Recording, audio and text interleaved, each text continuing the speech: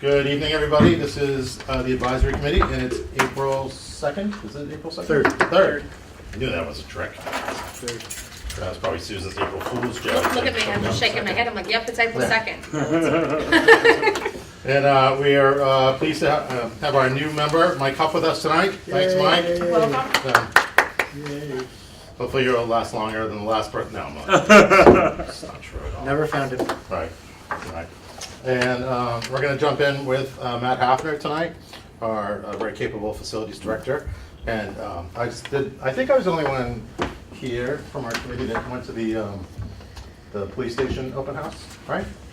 Yeah, which was great. But it was very nice to hear because everybody was gushing about Matt and how instrumental he was with getting that project, which had some challenges, finished. And sounds like you did a lot of things that you weren't really tasked to originally do, and then you really stepped up to the plate. So that was great to hear all that. So thank you so much for all your hard work that you did on the building. Thank you. And if you haven't been up there, I would encourage you. So I'll go up there, or possibly get arrested, but it's you can see it that way. But it's very nice. Rather not do it that way. So, all right. Behind the scenes tour. Exactly. Mr. Hafner. Very proud of that. That was a very large task, and still working on it, but we're almost there.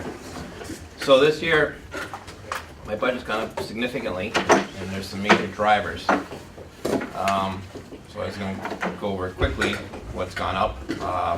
Salary, just some contractual obligations, and I've increased my overtime line a little bit because it's being reached how I have it set up right now, so I put up for that. And then the expenses have gone up dramatically. So why is that? We've now taken on the fuel lines from the school system, which is $100,000. The fuel what? The fuel lines, natural gas for the Freeman Kennedy at $50,000, and number 2 oil at the Olive Day for another $50,000. We've transferred that out of their budget into the town for a couple of reasons, mainly purchasing power, and was a negotiation with the schools. The other two major drivers is at 14 Sharon Ave, that new police station that we just heard about. We have a whole new facility. Has a lot of electrical. It's a lot of different systems. It's a very complicated building. It's going to require a lot of upkeep. On top of being it's our building, we're also now landlords, and we're doing property management services for the regional dispatch, which we're taking in money for that service. We are taking in $36,000 a year for it, and for providing custodial and building maintenance. So, May I ask a question? Of course. We're not outsourcing that or anything. We're all you're doing it internally. we are doing it internally. There will be some outsourcing.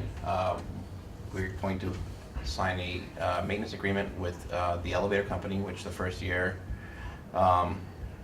we have to still have a maintenance agreement under place, but a lot of it will be under warranty. But we also have generators up there that they're emergency lifeline power. Most generators I have serviced twice a year. Those generators I'm going to start off from day one having a monthly service contract on them. They're too important to fail. So part of that will be, one of the fees will be having them come out and just test everything monthly, but also they have a lot of fuel in them, so we have to have the fuel polished. So we've looked into having all that maintained from day one, because kind of like a car, if you break it in properly, it should last longer. A lot of public construction jobs, you build it, it's brand new, so it doesn't need a lot of budget. I want to go the other route because I see what happens when you don't. It's just from day one maintain, and maintain at a high level. So everything, we will be signing a contract with the generator company, elevator company, obviously licensed trades. We have people that we already use. The agreement is minor. We have a language that the selectmen signed. Minor, say if they have a tripped breaker, they call an electrician in. Okay. Sure. If they want to put a whole new fixture in, that's on them. So we do have, worked out with clear language, who owns what and what's the extent of it. So, Okay. All right. Thank you. The generators are diesel generators? they are. We wanted to go natural gas up there, but they're not. Natural gas is not considered proprietary fuel. So if there is ever an earthquake in Norfolk, the gas line could rupture and it's not guaranteed. Where on the generators that were specified, they have their own fuel source. They are guaranteed to carry the building. There's 2 of them up there, one for the regional dispatch, one for the town of Norfolk. We had it made so we can transfer Norfolk's over to the regional dispatch, so if they lost theirs, the building's designed never to fail because it's too critical. So those are really the major drivers.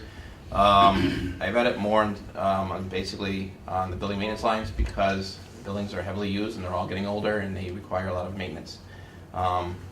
My major maintenance line has been basically offsetting all the building maintenance at all the different buildings because we've gone over our allotted maintenance line for the building on top of all we have lines for each, electrical services and everything, but major maintenance is basically going in to offset the regular maintenance and upgrades. I've tried to keep it as conservative as humanly possible. Other than that, even though it looks huge, it's truly not really extraordinary. For what it is. The generators up in the new police station are enormous. There's a 300 kilowatt generator for the mech, and there's a 400 for Norfolk, and it was designed in such a way that both buildings have standard street power like we all have at our houses, and they also have, for the electronics up there, they have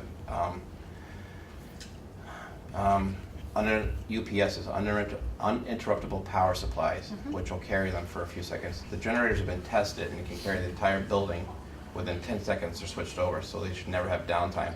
But being that they're a mechanical piece of equipment and that they're EPA regulated, so they have a lot of safeties on them. Oh, wow. They have a lot of ways to fail. So we had a Kirk key system, which is cannot hurt yourself or hurt any equipment, a way to manually transfer over from one generator to the other generator. And on top of that, we have provisions on the building that if there was ever a need, they could roll up some standby generators and plug it right in and it wouldn't be a major undertaking. So is that your department? Your staff that knows how We've been to do trained, that? yes. My Okay. staff has been trained, and I've been calling in the electrical company that we use for the training as well, because there's some seriously complicated equipment up there. And I want the person that will be called to do it, because most of it's licensed work, to be trained in it. So Okay. have All that. right, thanks. The backup generators, do they power each service They're fully? safe. Yes. Or, 100%. okay, 100%, okay. And the Norfolks can overdo 100%, so it can basically, right now the building hasn't gone live. We're running about 60 amps in the building with the servers and the Right. HVAC equipment. Once the cooling comes on, it'll be more, but as of right now, we're training that it'll carry the entire building if necessary. And it'll carry the entire building for a minimum of 48 hours on ours, and the MEX is designed to run for 72 hours. 48 hours fuel supply, That's full tilt fuel supply. right, okay. So, I mean, that's if every single thing is maxing that thing out, otherwise it'll last for several days, but, Yeah, they do monthly testing of the backup generators where I work in Back Bay buildings. what's that? They do monthly testing of the backup generators where I work in Back Bay. Okay, But that's a it's a frequent- wise idea, but it's Yeah. hard to swallow, but it's one of those, No, yeah, no, it's, yeah. I've received a couple quotes already on that. I wanna Mhm. do more research, because Yeah, I'm it seems hoping to reasonable do to it me. multiple a year, like up to a 3, and try to save, but I'm definitely wanna start from day one.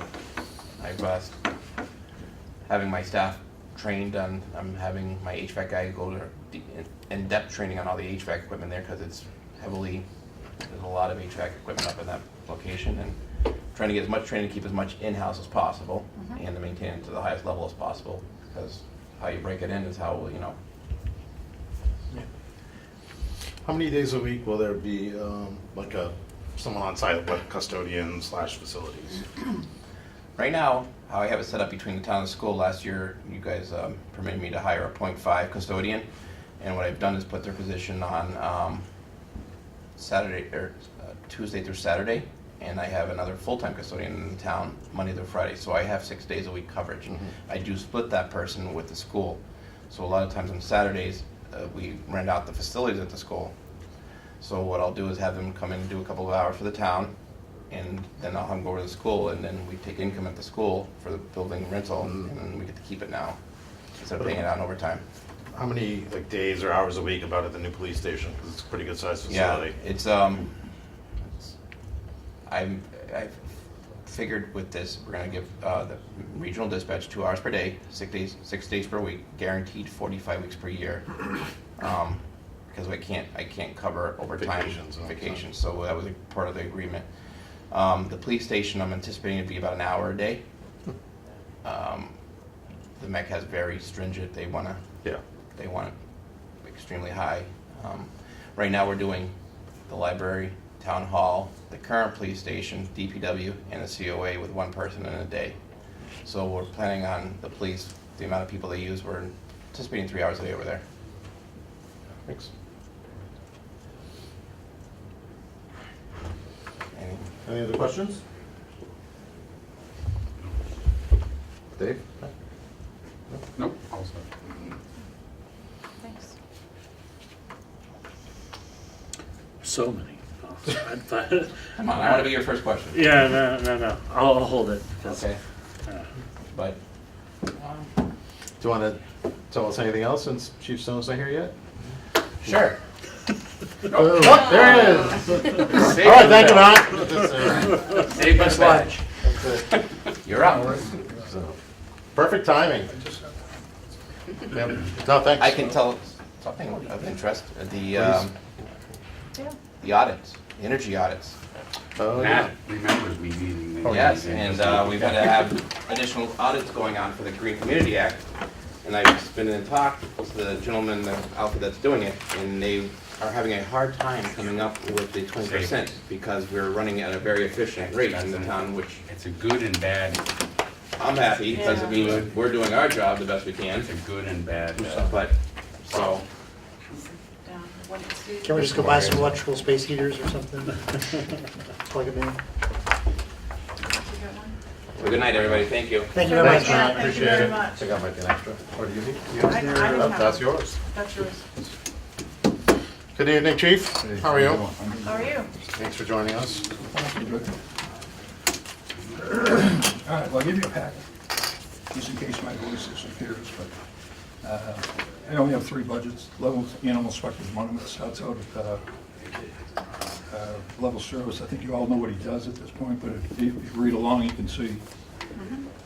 But for people at home, he's responsible for the barn book inspection on a yearly basis, counting all farm animals and waterfowl if you should have them. And he has to complete that count on a yearly basis and turn it into the state. And also, the bigger piece is for quarantines for when animals either get sick or injured or they might bite.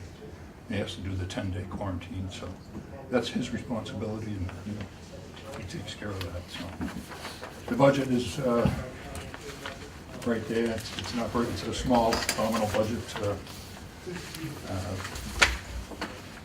Can't say much more about it. There's a little bit of expense money in case he does have to do some things, postings or meetings or anything like that. And then the yearly salary is just a stipend to do it for the year. So, any questions on that? No? You want to wait till the end? Or we can... I just have a strange question on that. Like, so a lot of people have chickens now. Does he have to go out and count chickens? Well, so yes, even before they hatch. As far as I know, it's all waterfowl. I've never done it. So. That's my interesting fact of the day. Yeah. Animal control. I think everybody's probably been seen Hillary around town. She's got that nice truck that you bought her a few years back. Starting to get a little bit, getting older, but still in good shape. She's been here for over 20 years as the animal control officer. So, what I say here, and again, for everybody at home, Hillary, she's an animal control instructor. She teaches at the Boylston Academy. She's done everything that's written here. She's written legislation regarding animal control. She's on the governor's task force on animal cruelty. She's had a whole bunch of positions in the Animal Control Officers Association.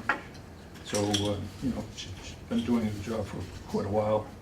So the budget's up 4% based on what's on the classification schedule. So Any questions there? Nope, okay. Now, the next page, Oh, can I take that back for a second? which one? Animal control? Yeah, Hillary. How's she set for,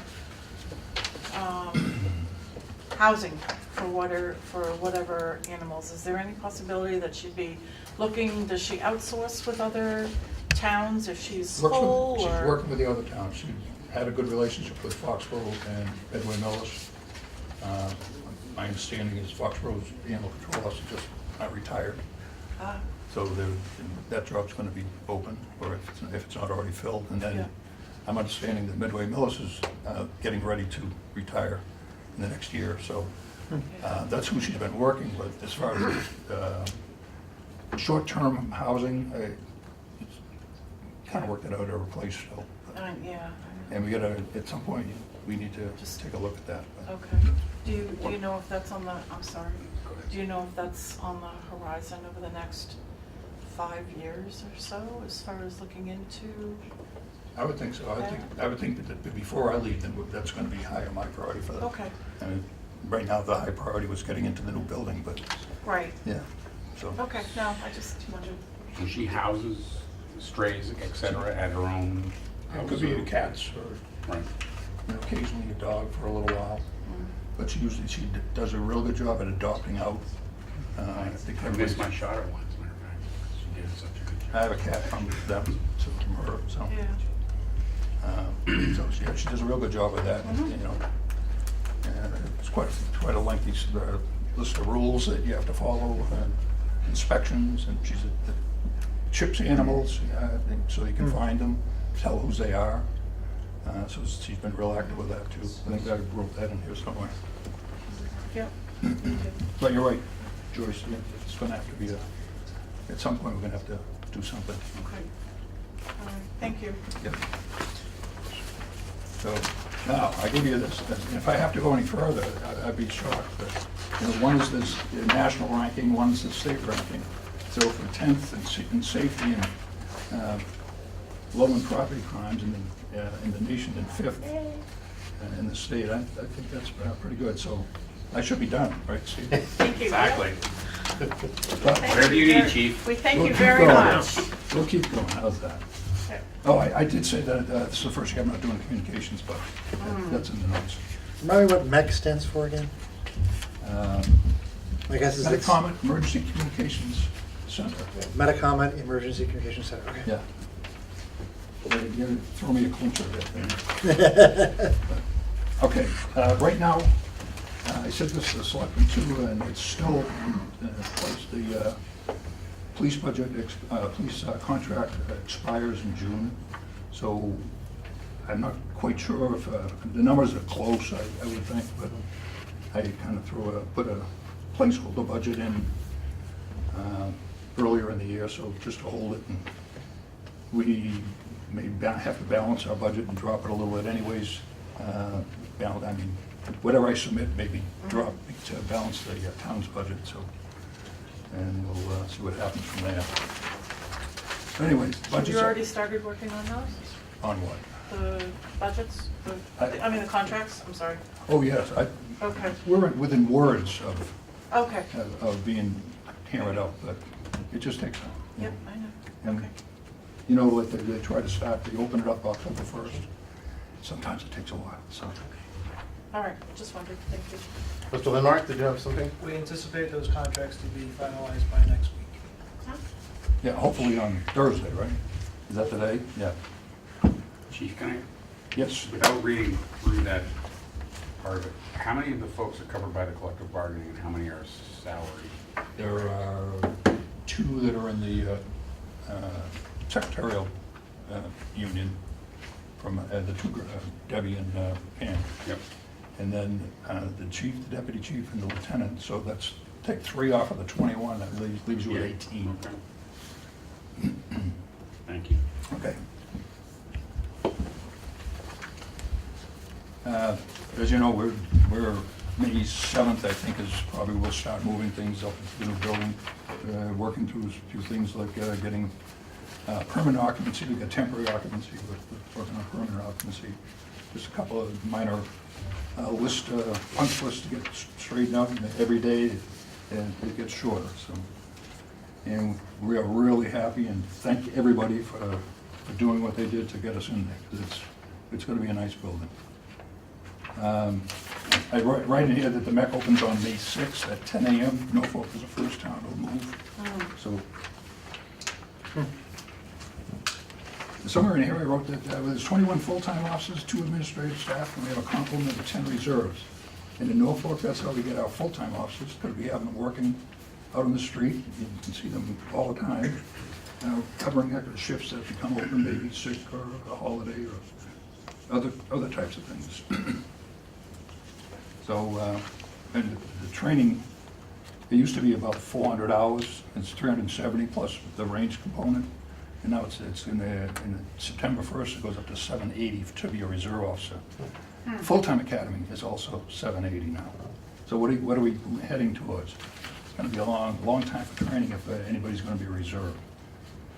So that may be a change in the future that most will probably end up just waiting and have full-time hire as opposed to, because I'm not sure how many people are going to want to go to the reserve class at 780 hours. That's 5 months. Figure it out. Is the reserve training like every day, like our regular academy, or is it spaced out longer? It is, so it's Yeah, it's exactly the not like same. you go in at night for 3 Right. hours like they're doing now. No. So, again, everybody knows the population in Norfolk's just under 12,000, so I've been trying for a long time to get to that staffing level of 2 officers per 1,000. So we're a little short of that, but getting by. But I think what you're going to see is there going to be a lot more people coming to town with these 40B projects that are coming in. The houses are getting closer and closer together, and still having schools are getting ready to tell you they need more classrooms, and it trickles out through the rest of us. We have more calls for service, and they have them during the day, and we have them all 24 hours. So when you think about it that way. We have 1 school resource officer. I think everybody knows her, Michelle Palladini. She works she's up at the junior high for half a day. The other half, she works as a detective. She has a couple of different programs that I'm sure you've seen her advertised throughout town. We have an officer that goes down to the senior center and checks on that facility, see if anybody's having any issues. Better to be in there and notice something while it's getting started, and maybe you can help out the family with that issue. Still offering the DARE program. Officer Plumpton comes back and does it. No, he's still doing it. So, but he's enjoying his retirement. So we just graduated 3 from the academy based on 2 of the retirements in February 22nd, and we have 1 in the academy now who's graduating. I think it's on June 30th. So that'll get us back to our 21. We're right at 20 right now. As I've been telling everybody for a while, we've been preparing for staffing turnover as a result of retirements. So I do expect 2 more, at least 2 this next budget, and 1 the following year. And then the last one that I'll be around for is the 2023 budget. So that'll be it for me. So. You've already made that decision? Well, you've made it, because Okay. I'll be You 70 made it. then. I can't work any longer, so. That'll be in that last budget. You as a voter made that choice. So that's pretty much it. That's showing you who's retired.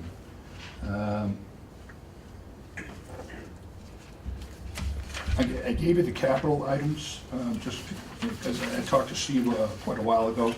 In this, you have a handout that looks like this. It tells you all the things you would ask me that you would need to know about radios. Anyone ever asked you know a lot more than you'll ever want to know. But again, it's a future. We're hoping that at some point we're looking at 35 portables and probably about 12 mobiles at this point. We have a couple of headsets for the motorcycle officers. But you have the budgets there, it tells you how much, what's going on with that, so. And also the cruisers.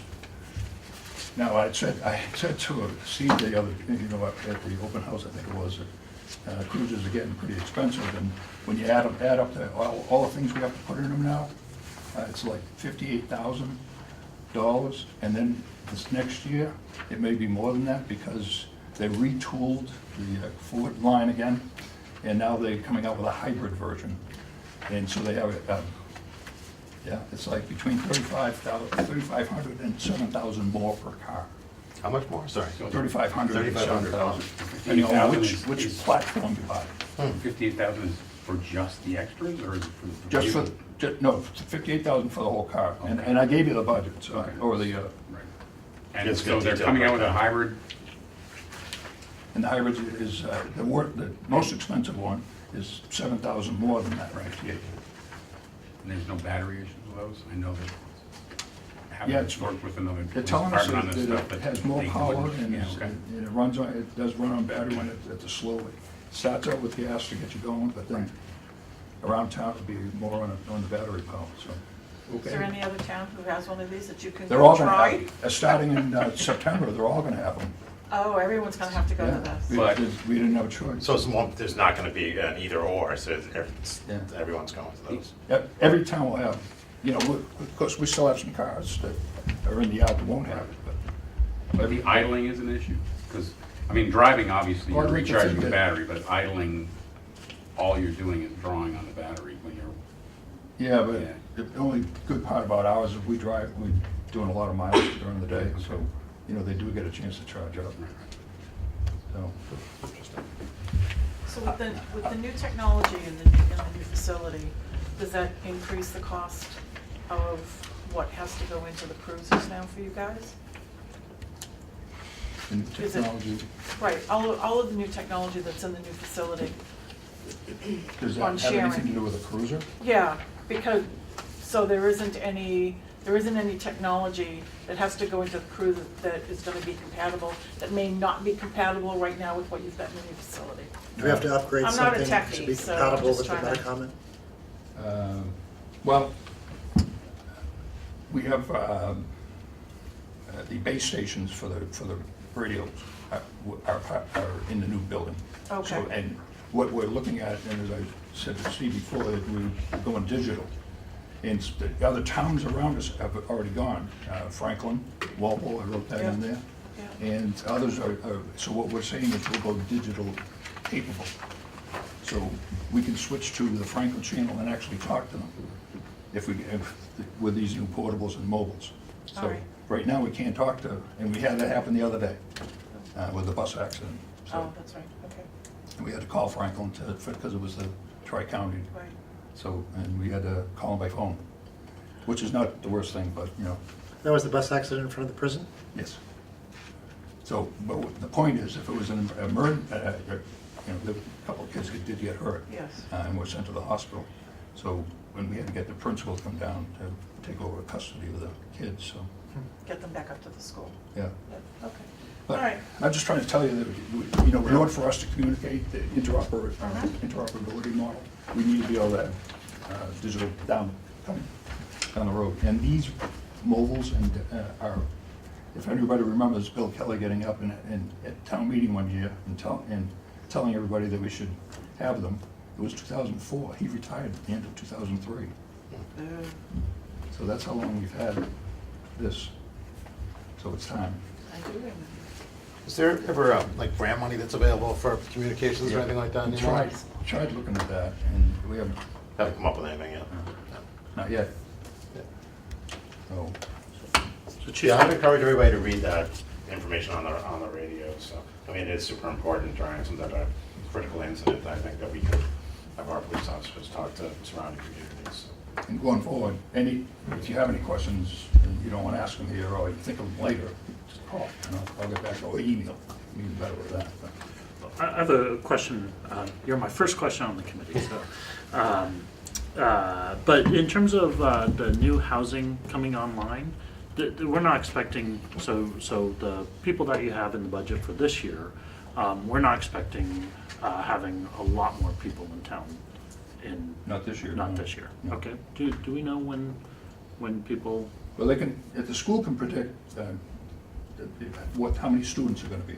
So they're already predicting that they're gonna need probably 8 classrooms. You probably heard that already, but. He missed. the I have last not. meeting. So Right. that's why I'm asking the question.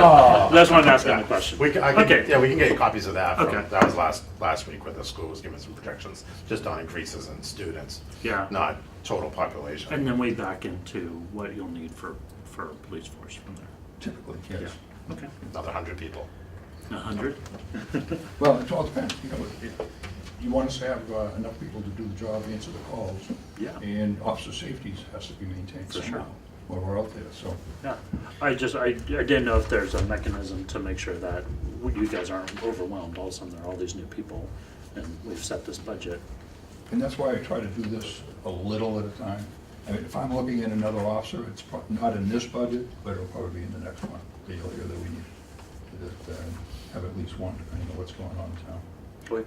And Speaking, the timing will be good financially, because we'll be going from a higher salaried senior officers retiring back down to. or junior. Speaking of population, I had a question. I know that the 2 officers for every 1,000 population, I've heard that guideline before. It mentions here that Norfolk hovers around 12,000. Does that include the prison population? Does that need to add to that, or does that really not impact our policing We do have ratios? calls down there, and it's usually in the parking lot. It should be by the state police, Interesting. but they're like running 2 and 1 on the desk on the highway, so that it's just quicker and easier for us to get down. It's gonna be a domestic or there's a warrant. Okay. And that's usually what happens. Somebody comes in, they run everybody as a visitor, and they have to call us and say, we have somebody here has a warrant. Okay. We'll come down and get them. And if it's a domestic in the parking lot, we end up taking those too. And the fire goes down there for medicals. And Yeah, I know the fire- ambulances do runs, Yeah. I know. I just didn't know how that impacted you guys. So, and because we have an MOU with the prison, we use them all the time for translators.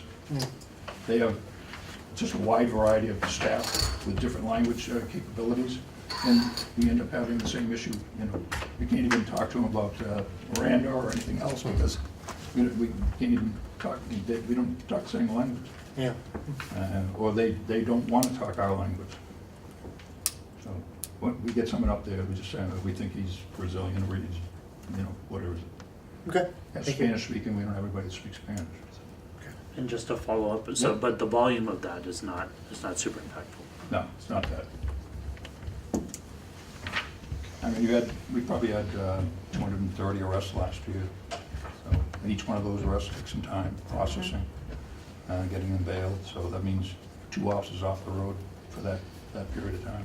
230 prison-related ones or 230 Oh, overall? no, total. Okay. It's like, holy. That's volume. Yeah. That's fine. I have a question about salary. Do you anticipate having, you have 3 patrolmen making more than 2 of your sergeants. Do you anticipate having to increase your sergeant's pay to? Okay. If you look at it, you have 4 sergeants. Your number 3 and number 4 are paid lower than 3 of your patrolmen, 1, 2, and 3. What it shows is their base pay. If you look on the second page, it says sergeant's differential. So they get an additional, They get at least 16% more Okay. than.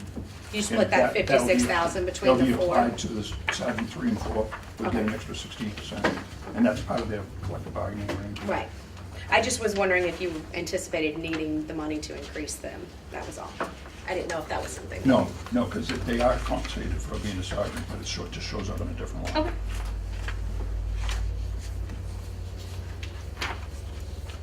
No? You good? More questions? Any other questions or anything? No, thank you. Gladly take them anytime we've got to So, station. thanks so much. Thank you. Thank you. Call me or email. And congratulations. You go. Thank Yeah, you. that'll be, so what's that, 2 weeks for the move? Well, we're talking about May 7th. So, okay, so a few more. Um, Joyce said she would help. Oh, sure, I'll let you. Take the day off. I couldn't make the tour date. Is there, how would it, are they still taking people over to have a look, or? There's no one in the building now. If you wanted to go and take a look, I'd be happy to. Okay.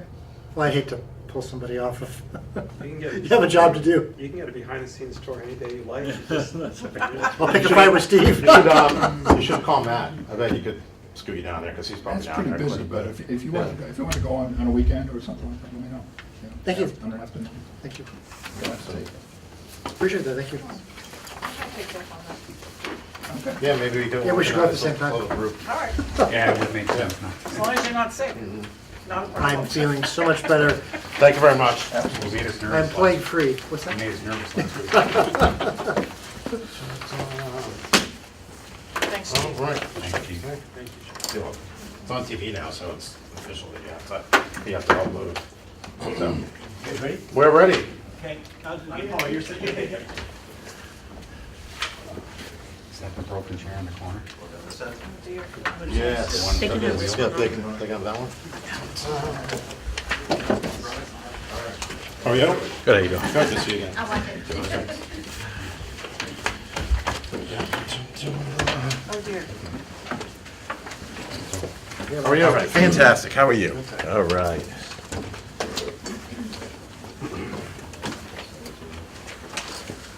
No projector. Wonderful. We can project if you'd like us That's to. fine. We can just project our voices, whatever you prefer. I forgot your name. I'm super sorry, because I probably talk to you once a year. Oh, sure. So I'm Larry, Larry. Director of Finance and Operations. And I'm Paul Zinni. I'm your new superintendent for King Phillips. Welcome. Thank you. Thanks so much for joining us tonight. It's our newest member, Mike Hi. Huff. Nice to meet you guys. Meet you. Well, they're all new for me. Yeah. I'll introduce myself. I'm Joyce. Hey, Joyce, nice to meet you. Nice to meet David you. Lutz, hi. Hi, David. Jonathan Hurwitz. Hi, Jonathan. Susan Klein. Oh, look, and you got the, look at the name. There we We're go. on the, He's playing an April Fool's joke. All right.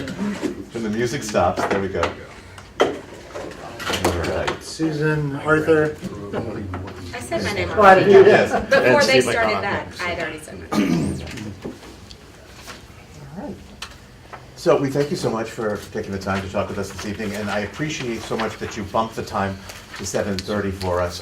The National Honor Society for the Arts, and I wore my special tie. Right, there we go. About the ties. So they had their ceremony this evening, and it was great to see the artists honored, and as I said, that started at 6:30, so this allowed me to get over there and then get over here and to join you. And so what we wanted to share with you is the budget that we're proposing for this year. And what we wanted to start a minute here by talking a little bit about our responsibility to you. And so we want to really be clear that we've worked very, very hard to try to present to you a responsible but yet appropriate budget for our students. We really want to make sure that our students are getting the highest quality education possible, but we also recognize that you and the communities are also strapped as well. So we did a lot of work on our end to try to make sure that we streamline the budget appropriately, and that what we're asking for is appropriate and really what the students need. And so we're going to move through that for you. We do want to take a moment to let you know that, whenever we design a budget, it is always based on our district's goals. And so we will be actually working to redo our strategic plan coming this summer for the next years, but we always have goals around curriculum and instruction, student engagement, providing a professional culture, and making sure that our facilities and the management of everything is running smoothly. And so those goals, those strategic plans are always what we build our budgets off of to make sure that we're moving forward with that. We did think it was important to take a moment to spend some time looking at the accomplishments of the district, because I think so often, there may be a reflection of that we see, we don't get to see the best of the school district. That, the stories that make the news, that get everyone's attention, are not the ones that really reflect the students and the school system and the great things that are going on. And for those of you who followed my background, this is not the first time that I've been a superintendent. I've been in other districts. I've been an administrator in other districts. And I was blown away when I got to King Philip and saw the phenomenal things going on. And I think when you look at the next couple of slides, for those people, I can see that we're being taped, so they're getting a great shot of the back of my head and the profile of my nose, which probably took up the whole screen. But that being said, our viewers at home don't have the PowerPoint in front of them, so maybe to highlight just a few things. We're looking at 7 straight years of AP district honor roll, offering 18 AP courses, and one of only 35 schools with an AP capstone program in the state.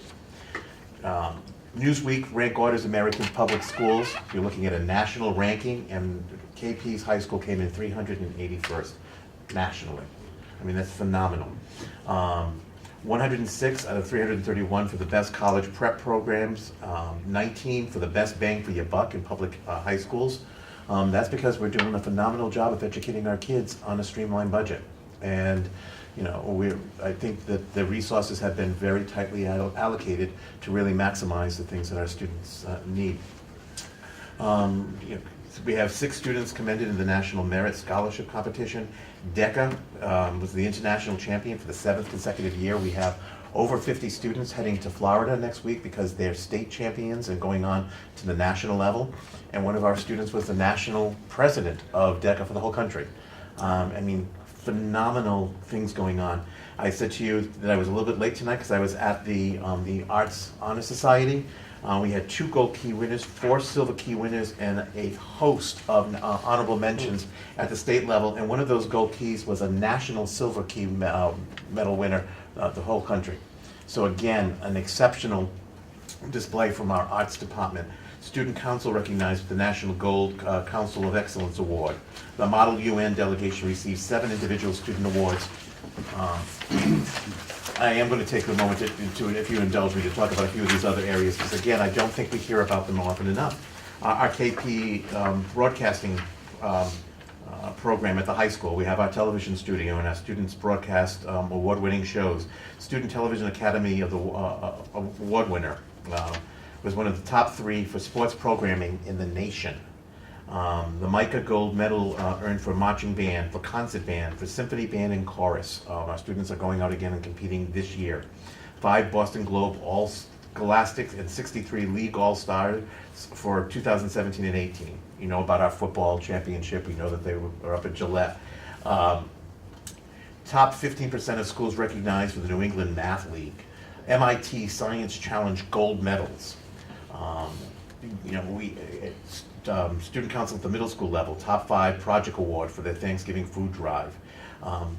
So it goes on and on. And I just want to take you on to the one last slide and just highlight that one, and that's the MCAS performance, because like it or not, we know that the MCAS is one of the standards that we use to look at how schools are performing.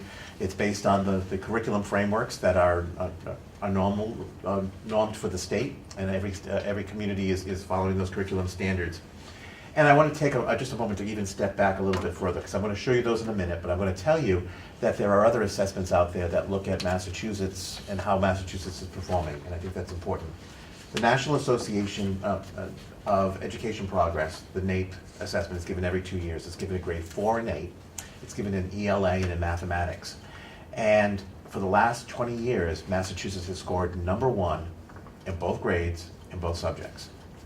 Massachusetts is outperforming the country in the education that's providing. And in fact, when you hear about some of the international assessments, like the PISA and the TIMSS, and we hear about our country as a country falling further and further behind, and we worry about that, Massachusetts is paid to have its scores disaggregated. And what they said is, if we look at Massachusetts as if it's its own country, how would we have ranked? And we're looking at #2 in math and #5 in science in the world at this time, and incredibly high for literacy. Massachusetts is doing an exceptional job of educating its students. And so when you keep that in mind, and then you look at the scores that we presented to you here, we test our students in 7th, 8th, and 10th grade. And you see that at every grade level, in every subject, King Philip is dramatically outperforming the state. So if I take a moment to kind of draw the line there and say that if Massachusetts is outperforming the country, and in fact outperforming the world, and King Philip is outperforming the state, then I think it's fair to say that your children are receiving a world-class education, an education that few others get to receive. And you know, the district is doing a phenomenal job of that. And I can't take credit for it, I've only been here 8 months. It's something that you should be very, very proud of. And so, with that in mind, we've tried, as I said, to present to you a budget that's, you know, responsible and also one that will help to continue that level of excellence for our students. And so with that, we'll move into a little bit of the nitty-gritty of the budget itself. And I do thank you for letting me rattle on a little bit with that piece of it, but I think it's so important to kind of frame that piece of it so you understand what you're investing in. So, Okay. Larry, kind of jump in at this point. Now I get to bombard you With the numbers. With numbers, and I'll try not to drone on too much. So the first thing we do in our budget process, when we start back in the fall, essentially right after school gets underway in September, early October, the state takes a snapshot of the enrollment as of October 1st. And so for a regional district, that's particularly important because the assessments are, or a portion of the assessments are based on the distribution of the enrollment among 3 towns.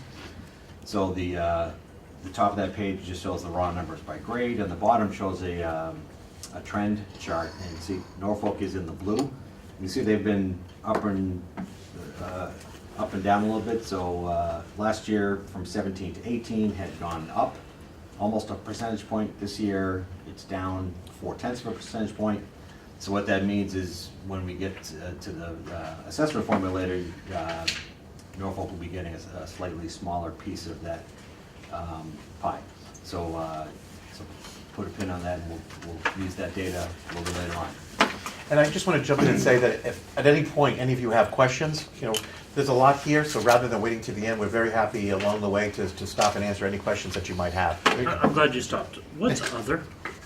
It If is, you're not in 12th grade, what are you? you are a special education student under the age of 22. Okay. Right, federal law says students are entitled to an education from birth through age 21, and Massachusetts interprets that as up to their 22nd birthday. The birth to age 3 is handled by early intervention, and at age 3, they go to public schools. Okay. So when you talk to the elementary, that's when you hear about the preschool part of that. Yeah. Thank So you. they're essentially ungraded because they've exceeded 12th grade, but they're still working on not only academic coursework, but there's things like life skills and other things that can help transition them into adult life. Thank you. Next we want to show you some data comparisons. Of course, everybody likes to compare to the neighbors. The chief was talking about some safety statistics. We were talking about some other things. So we have sort of 2 peer groups that we're looking at the bottom of page 7. So the first one on the left, and these numbers here are enrollments. So we have the Hockomock League, that's everybody that we play in sports, and on the right-hand side is a peer group that, because KP, we only have a middle school and a high school, it's a rather unique or uncommon setup. So these are the only other regions in the state that have only a middle school and a high school. Berlin-Boylston is highlighted in yellow because as of this coming July 1st, they are going to become a full K-12 region, so they're going to fall off the list. Last year I showed this chart and Mount Greylock was on it, but they became full K-12 last July 1st. So the numbers are dwindling, but and even though we're the biggest of the group, because we have an enrollment of about 2,100, and a lot of these are Western Mass, Central and Western Mass. But as far as, because it costs more to educate a middle school and a high school, so this is another good peer group to look at. How do you do a comparison with these if you're talking middle school to high school, when some of these schools, their middle school starts in 6th grade? Do you take them out? Do you take all 6th graders out? No, we include them in the middle school because the way that the Department of Elementary and Secondary Education, they group 6, 7, and 8 as a middle school, so they're all given the same cost assumption structure. So if your middle school has 6, 7, and 8, or ours is only 7 and 8, on a per pupil basis, the cost assumptions are the same. So even if you have, in some districts, you have 6th grade, well, like you have here, your 6th grades are in your elementary schools. There's, if you were to get into the nitty-gritty of the state formulas, you'll see that their 1st to 5th graders are one cost assumption, their 6th graders are a different cost assumption. I just meant on the when you're talking about the comparison groups for data? Oh, You're talking about your enrollment? for the hockey meet? Yeah, I'm just asking, because there's oh. at least 3 schools on here that I know of that start their middle school in 6th grade. Well, So I'm yeah, so saying, actually, when you're that- comparing enrollment to enrollment, Yeah, and and you're actually, talking about a per cost. yeah, for the and these enrollment. enrollments up for the Hawk schools are actually full K-12. Okay, So they're not, yeah, it's not, it's a good point, I should probably okay. compare that. That'll be there next year. Not a problem, I just was wondering No, if that's you a good already, question. if those numbers reflected that you had already done that. Yep. Okay, so the first common metric is per pupil expenditures, which basically just takes your whole budget, divides by how many kids you have.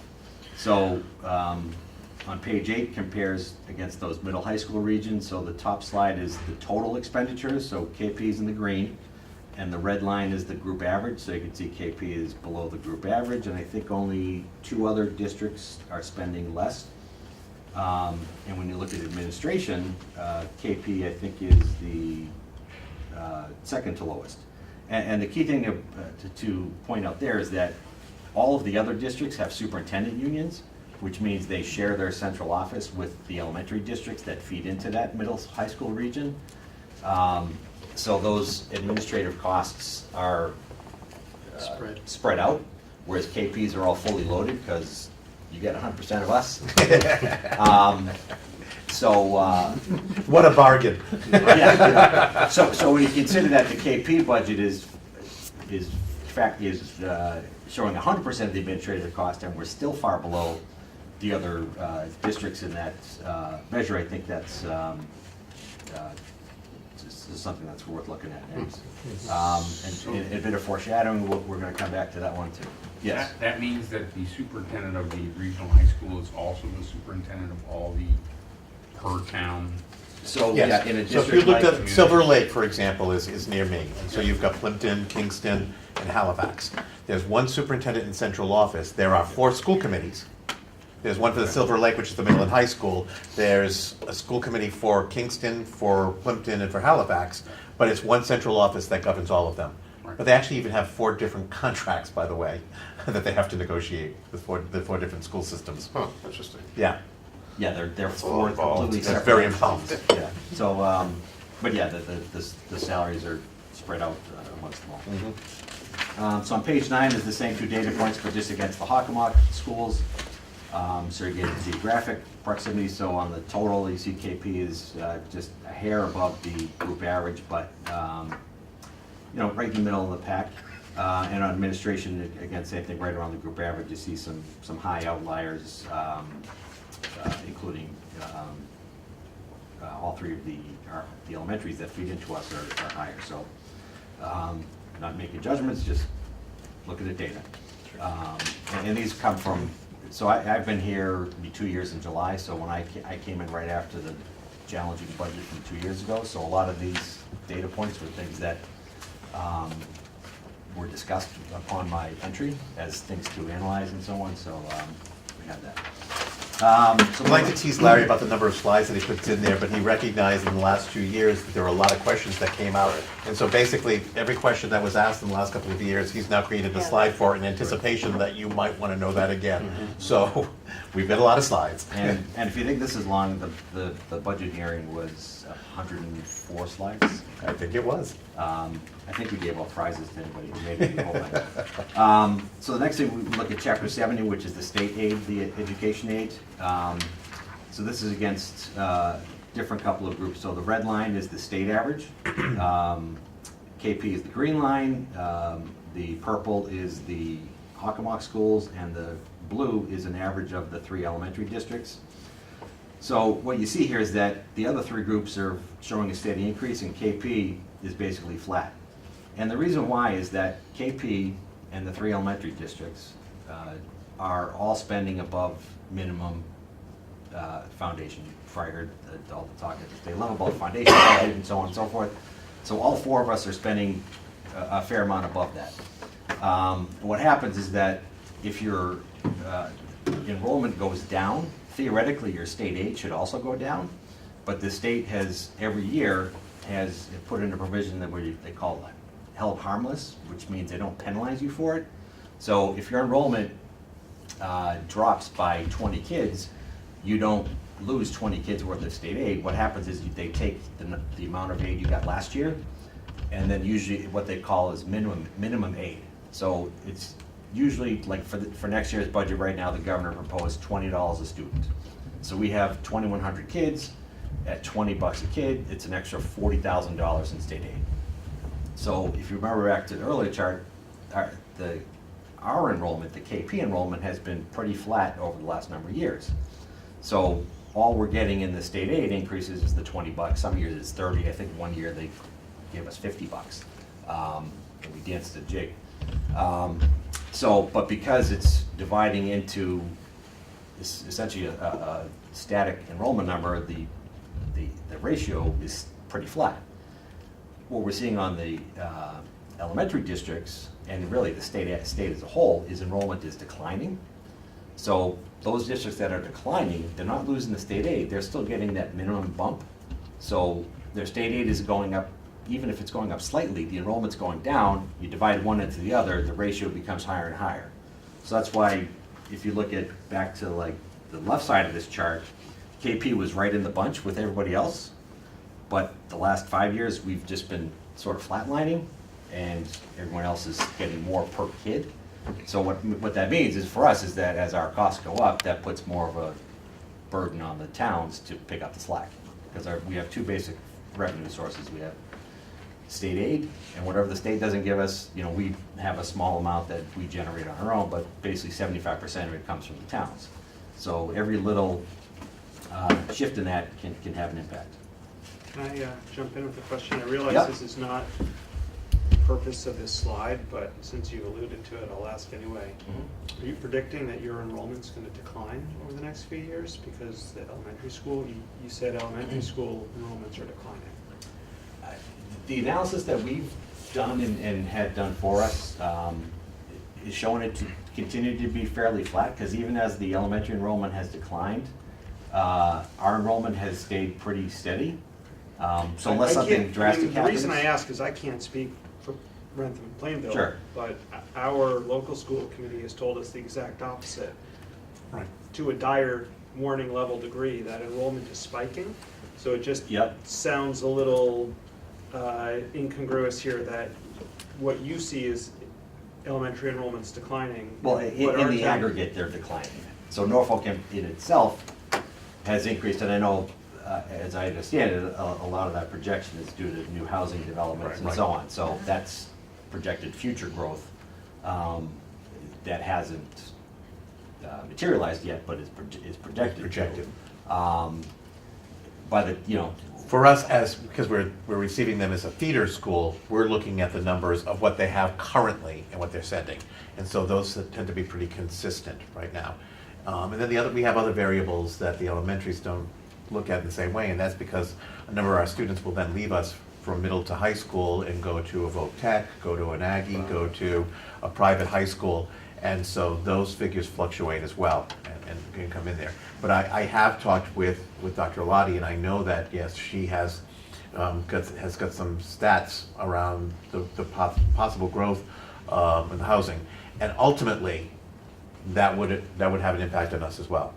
This chart is really looking at based on what the students, we know that if they're in 4th, 5th, and 6th grade, then we can extrapolate. Next year they'll be in 5th, 6th, and 7th grade, and the year after that, 7th, 8th, and 9th grade. So this is kind of reflecting, or our conversation is reflecting what's currently in the elementaries and what that trajectory looks like.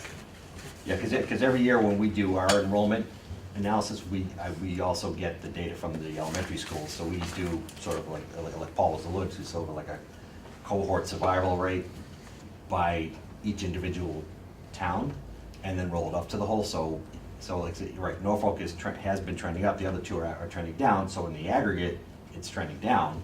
But for Norfolk, it may be one way and the other two are coming down, so what we're seeing is it's basically staying relatively flat for us, so. Do you have handy the percentage of kids that are registered in elementary school but don't go on to KP schools? Like, I do, and I was trying to. 100% of elementary school, but only 90% Yeah, or something like that. I do have that. I was trying to check my laptop to get my files, and I wasn't able to do it, but we do have that data. Actually, the DESE publishes it on their website. That it's called the School Attending Children Report, so it takes every kid who lives in the town and says, do they go to the local public school, do they go to a charter school, school choice, homeschool, and so on. Without having the figure system, what I would say is we don't lose many going from 6th grade to 7th. No. Where the loss happens, and it's a logical one, is from 8th to 9th, because there are a variety of options for students, and that happens in every district. You know, you have the voc techs. You lose a few to the Aggie, but not that many. And then you have some that, you know, will go off to private high schools because of their beliefs of how that might prep them for college afterwards, or whatever reason that they might have. So that's where we see that change happen. But you don't know even a ballpark percentage of it? I don't. Okay, that's okay. I can That's get that okay. No, into I it just to was you, curious. 'cause I have done that analysis, and I was wondering, Yeah. just based on his question, if that might play into why elementary school enrollment is going up, but your numbers are staying the same because a portion of them are not coming to KP, is what I was thinking, maybe. it's possible. But Yeah, that's fine. yeah. We'll get it. It'll be a slide next year too. That's okay. But I will tell you that based on our, you know, as we're looking at class sizes, we're projecting them to all come. Okay. So I've been working with Dr. Gilson at the middle school, and actually our special education director around some reconfiguration, which we'll talk about, of how we're providing services for our students. And so we've been looking at what class sizes will look like, and we're basically looking at these 3 elementary schools have these numbers, therefore that's what we'll have next year. So based on those kinds of conversations, I think if we lost 10% every year, Dr. Gilson would have been saying, you know, we have to, subtract 10% out of this because we know that happens every year, and we're not seeing that. Okay. Yep. Okay, so the last chart here is, so this is the scale here is percentage over requirement. So the state, again, is part of the foundation budget, and how many kids you have in different categories. It says you should be spending this amount on education. And as I think most people agree, the numbers at the minimum that the state puts out are inadequate, so everybody spends well above it. And you can see that with the red line, it shows that the state on average is spending almost 24% above requirement. The purple, the Hockomock schools are spending 18% above average. KP is spending a little more than 12% above the requirement. And the elementary districts, if you aggregate that together, are spending 29% above the requirement. So, and again, you see, go back to the left-hand side of the chart, it was a lot closer.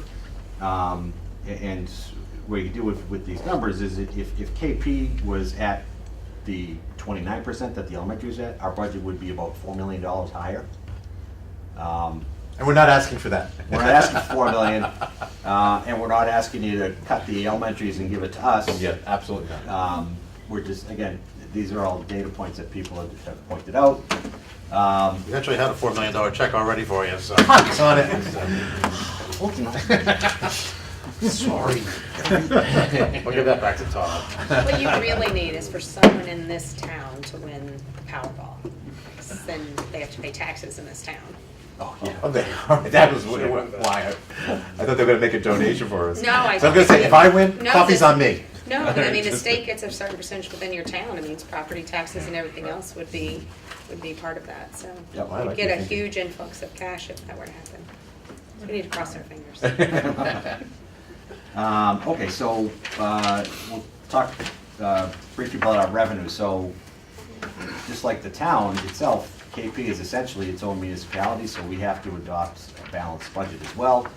Our expenditures can't exceed the revenue, so the first thing we do in our budget process is project our revenue.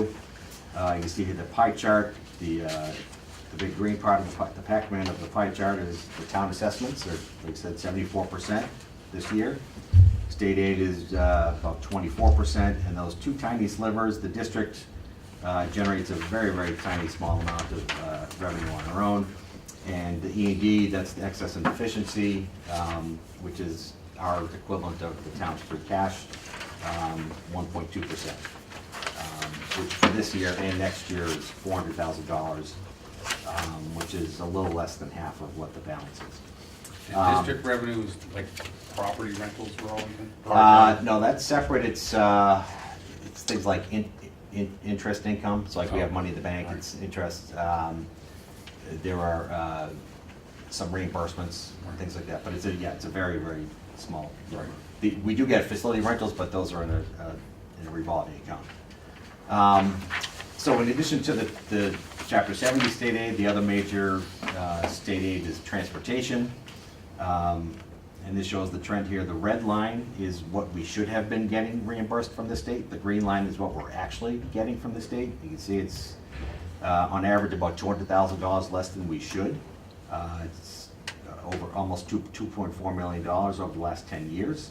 So again, the less the state gives, the more that puts a burden on the towns. How do you determine what that should be versus what it is? What's that based on? The state is supposed to reimburse 100% of the transportation costs for kids that live more than 1.5 miles from the school, which for us is pretty much everybody. Right. So, you know, we last year or this year we're 75%? they're not even that much. It's about 70 to 72%. Do they just does every town get the same reduction? Everybody Every gets the same district? percent. Yes. Only regionals get reimbursement. Right. So Right, yes. well, One of the incentives for regionalizing was there's a recognition that the kids are coming from a much further distance, and so then there's the regionalization transportation reimbursement, except that they have not funded it to the level. So every regional district gets the same percentage. They may have different costs, but everybody is getting, basically, like this year it's 72%, it's in that ballpark. And then on the bottom, I mentioned the E&G balance, so you can see a couple of years ago it was actually negative. The last 2 years it's been a lot better. Right now the balance is $883,000. And you'll see we're recommending using $400,000 of it for next year's budget, which is the same we're using this year. And then so you can see that. Interrupt again, I'm sorry, Yeah, going sure, back of to course. the It's fine. transportation reimbursements. Yeah. So since you in effect are your own municipality, do you have state representation the way we do as a town? Oh, the legislature? Yes. No, your reps are our reps. Well, you do, so you're saying you do have it, Well- it's just, I guess, who are those? The same reps you have. Well, we have one state rep. The it's state reps Sean Miller. represent the towns, and they recognize that all 3 of your towns. Yep. Have the same thing. So have Come you to done us. anything with the state representation specific to this unfunded? Yeah, there's been a group of, Transportation the last couple of reimbursements? years, all the regional districts have sort of banded together in a consortium, conglomerate, whatever, and have been lobbying the legislatures, the State House and the Senate to fully fund the transportation, or at least get more than we're getting now, because it's a promise that they had made and haven't kept. The tricky part about regional districts is that most of them are west of 495, and those cities and towns typically get less of a voice on Beacon Hill. It's just the way it's always been. I'm not saying it's right, but that's the way it's been. So most of the districts where, especially on the state rep side, because it's by population, are clustered within the 495, 128 area, and there aren't that many regional districts in that area. I mean, you think of us and Silver Lake and Dover Sherborne is Bridgewater Range is a handful, but we're far outnumbered. Right. So it's less of a priority for the legislature, and even the governor. The governor's budget didn't add anything to this either, so. But our legislators do know. As a Oh, matter of yeah. fact, Mr. G, who's sitting in the audience, who's our school committee chair and also a Norfolk resident, and I met with our new rep, Senator, I'm sorry, Roush, and we specifically talked about some of the issues where funding is an issue for regionals. So we talked about this, we talked about circuit breaker, and in fact, we just got a letter from Mr. Dooley regarding the circuit breaker piece of it. So they're pushing around circuit breaker supports in the budget, which are not being budgeted adequately. So they are aware of those issues, but when the governor's budget comes out, and they look at the revenue at the state level, there's only so much to go around, and so there are a couple of areas that have traditionally just not been fully funded, and these are two of them. So as I said, we sat down in my office just a couple of weeks ago with the senator and talked about that very issue. So we are doing our best to try to work with it at Federal Hill, at the State House. The way you're explaining it, it sounds like it's a choice, that the state has the choice to not fund it. Well, they have Do the they have choice a to put. choice, or They have is this an unpaid bill? Well, it's a budget line item, so they have the choice to put enough money in it to cover the total amount of it, or they could underfund it. So it's what they should do, it's not what they're required to do. right. Well, I mean, they made a commitment back 20, 30 years ago to fully fund it, and I don't think they ever have. I mean, there are a number of those out there that we're dealing with. Transportation's one, the circuit breaker formula is another one, and actually the federal special education reimbursement is a huge underfunded mandate. You know, 1975, when they passed special education legislation, the federal government recognized that there was going to be a substantial cost to districts to educate students who had significant needs, but that was the right thing to do. And built right into that legislation, it said that the federal government would support 40% of the costs. And every year we get an entitlement grant that's supposed to cover a percentage of that. Each of the towns gets it, and the KP gets it, each community. Except that they've never put enough money in it to cover more than, the height of the coverage was 17.3%. We're now at around 15%. So if you watch the State of the Union address, previous presidents have stood up there and banged on the podium that we will fully fund special education, and everybody applauds and bipartisan, everyone stands and claps, and then they don't put enough money into the budget the next year to get to full funding. They know how much that's going to be. So we have the same problem at the state level around transportation. They can extrapolate how much has been, paid in past years, and we have contracts. They should know how much they need to fully fund 100% reimbursement, and yet they're only putting enough money in that line item to cover roughly 72% this year. And that's what we've got. Yep, okay, where are we? I think we're on E&D. E&D, so that's what the balance has been.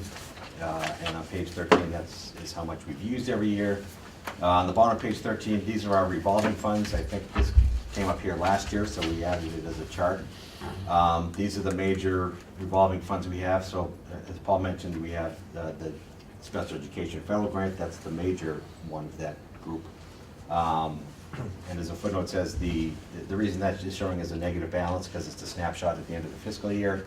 But the federal fiscal year ends on September 30th, so there's a lag over the summer where it catches up. But so this is just a snapshot because so we don't overspend it. We have athletics, music, and other groups. Again, we're going to come back to those shortly. And so circuit breaker, that's the special education reimbursement that Paul was alluding to. And just to understand the circuit breaker for you is that the state has recognized that there are some students, by the nature of their needs, have excessive costs associated with their education. And so they look at what the foundation amount is, and they've said that they would expect that the districts would cover the cost of at least 4 times foundation. But then anything above 4 times foundation, the pledge is to reimburse us 75% of that. So 75% of 4 times foundation. And some years they've hit the full 75%, but basically, this year's budget proposal comes out at about 72%. Yeah. So again, it's not There are a lot dramatic, of- it's not the difference of 75 to 50%, but still that 3% is not fully funding the circuit breaker piece of it. Now, there has been some strong push from the superintendent's organizations, from all the organizations that work with education across the state around that one, because every district benefits from circuit breaker as opposed to the regional transportation or only the regional districts. So it's a much louder voice, and there has been some push around reminding the legislators to please fully fund the circuit breaker. Right. Okay, so next we have user fees. These are, so the main activities we charge user fees for are athletics, music, and parking. You may recall that 2 years ago, the athletics and music fees were increased by 15%. The parking fee was increased by 25%. The athletics and music fees are intended to cover roughly 40% of the program cost, and the district picks up the rest.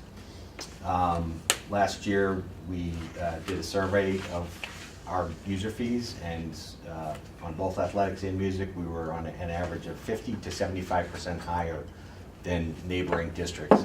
So there are many students who are playing multiple sports or are in multiple, multiple music programs like marching band and jazz band or winter guard, are paying well over $1,000 a year for the user fees. And if you're a taxpayer, that hurts because that's not tax deductible like property taxes. Because it's I'm not getting there, but I just, well, we're going to come back to this on the user fees and why we feel that way. Well, I would also say that there's, because the individual sports and activities are divided by the number of students and the cost that goes along with it, there's a different cost depending on which activity you go with. So if your child happens to be one that's interested in an activity where there are a small number of students participating, the cost can be very high. I mean, we looked at one particular activity where the cost was over $900 per student who was involved with that activity. And so as a parent, it's very difficult to tell your child that they can't follow their passion. You want to support that, but it also becomes very difficult to then budget that activity, and if they're interested in multiple activities, you can see where the costs can be staggering.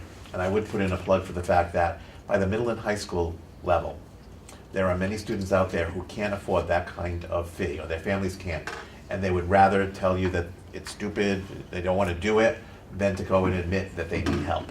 So even though you can ask and say, is there some type of support for those who can't afford it? We do have those, but the students have to report that they need that. And pride, unfortunately, can impact that. And so I'm fearful for the kids who should be involved in extra school activities. We know it's a great way to keep kids safe and involved and active, and yet they can't access it because we've made the cost so cost prohibitive they just can't do it. Okay, so let's move into the expense side of the budget. So before we give you the details on what we are asking for, the first one I talk about unbudgeted needs, which are things that departments asked of us, but we felt just wasn't viable to include them. So there were 3 teachers that were cut out of the budget 2 years ago that haven't been replaced since then. The middle school also asked for three new teachers to help alleviate some class size issues, and some scheduling issues, but also just to increase the offerings. The science department asked for new science kits, chemistry books, and just because we're not purchasing these things doesn't mean the kids won't have a chemistry book. Just means they're going to have an older one. We're not buying a new set. We're hoping they can get one more year out of it. Technology, we have laptop carts in the schools. We're sort of transitioning from an older technology to a newer one. And I'll talk more detail in a couple slides on that, but essentially every department came to us and said, we want a laptop cart for our department. So that's where the $400,000 comes up to. We haven't put that in, but there are funds in the budget to purchase technology. We have been purchasing technology. So I don't want to give the impression that we're not buying anything. Basically, this is just on top of what. I'm so sorry, I don't understand the point of this slide. So these are things that you need, but you didn't put in the budget. Because we just can't get there.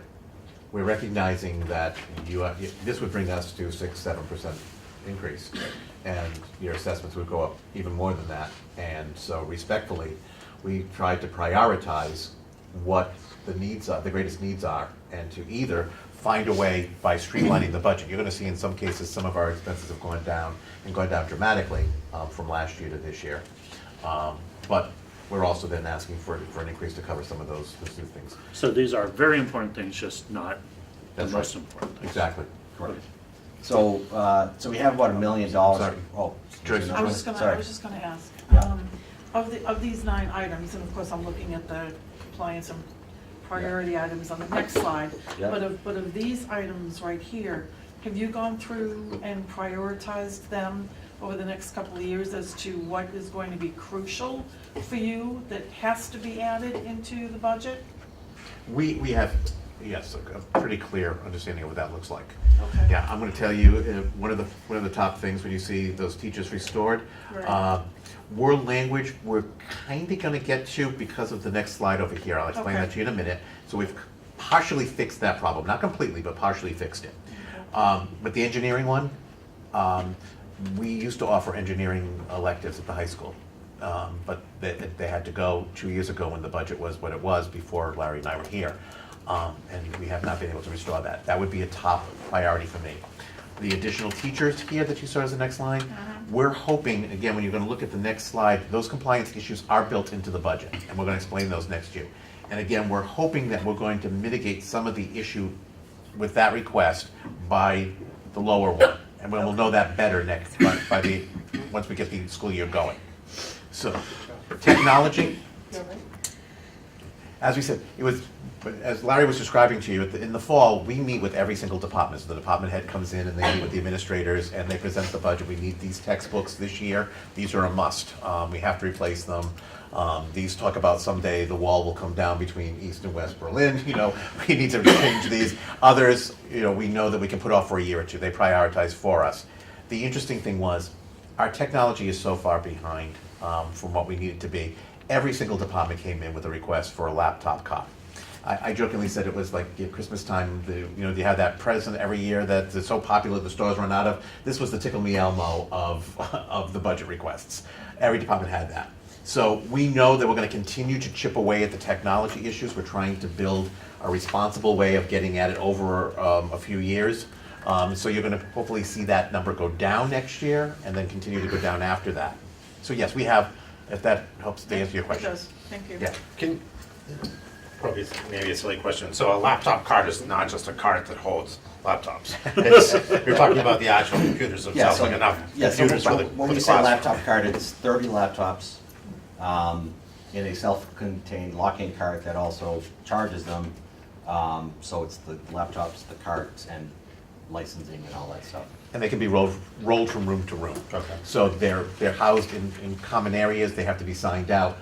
We would love to have the ability to have technology in every classroom, but we can't. So if I know that I'm going to be working on a lesson that requires the students to be on a device, then I make sure that I sign up as far in advance as I can before somebody else does, and then we wheel that cot down to my classroom for that period. Kids use the laptops, plug them back in, the cot gets wheeled back for the next class to borrow and use. The more of them we have, the less we have to share them around.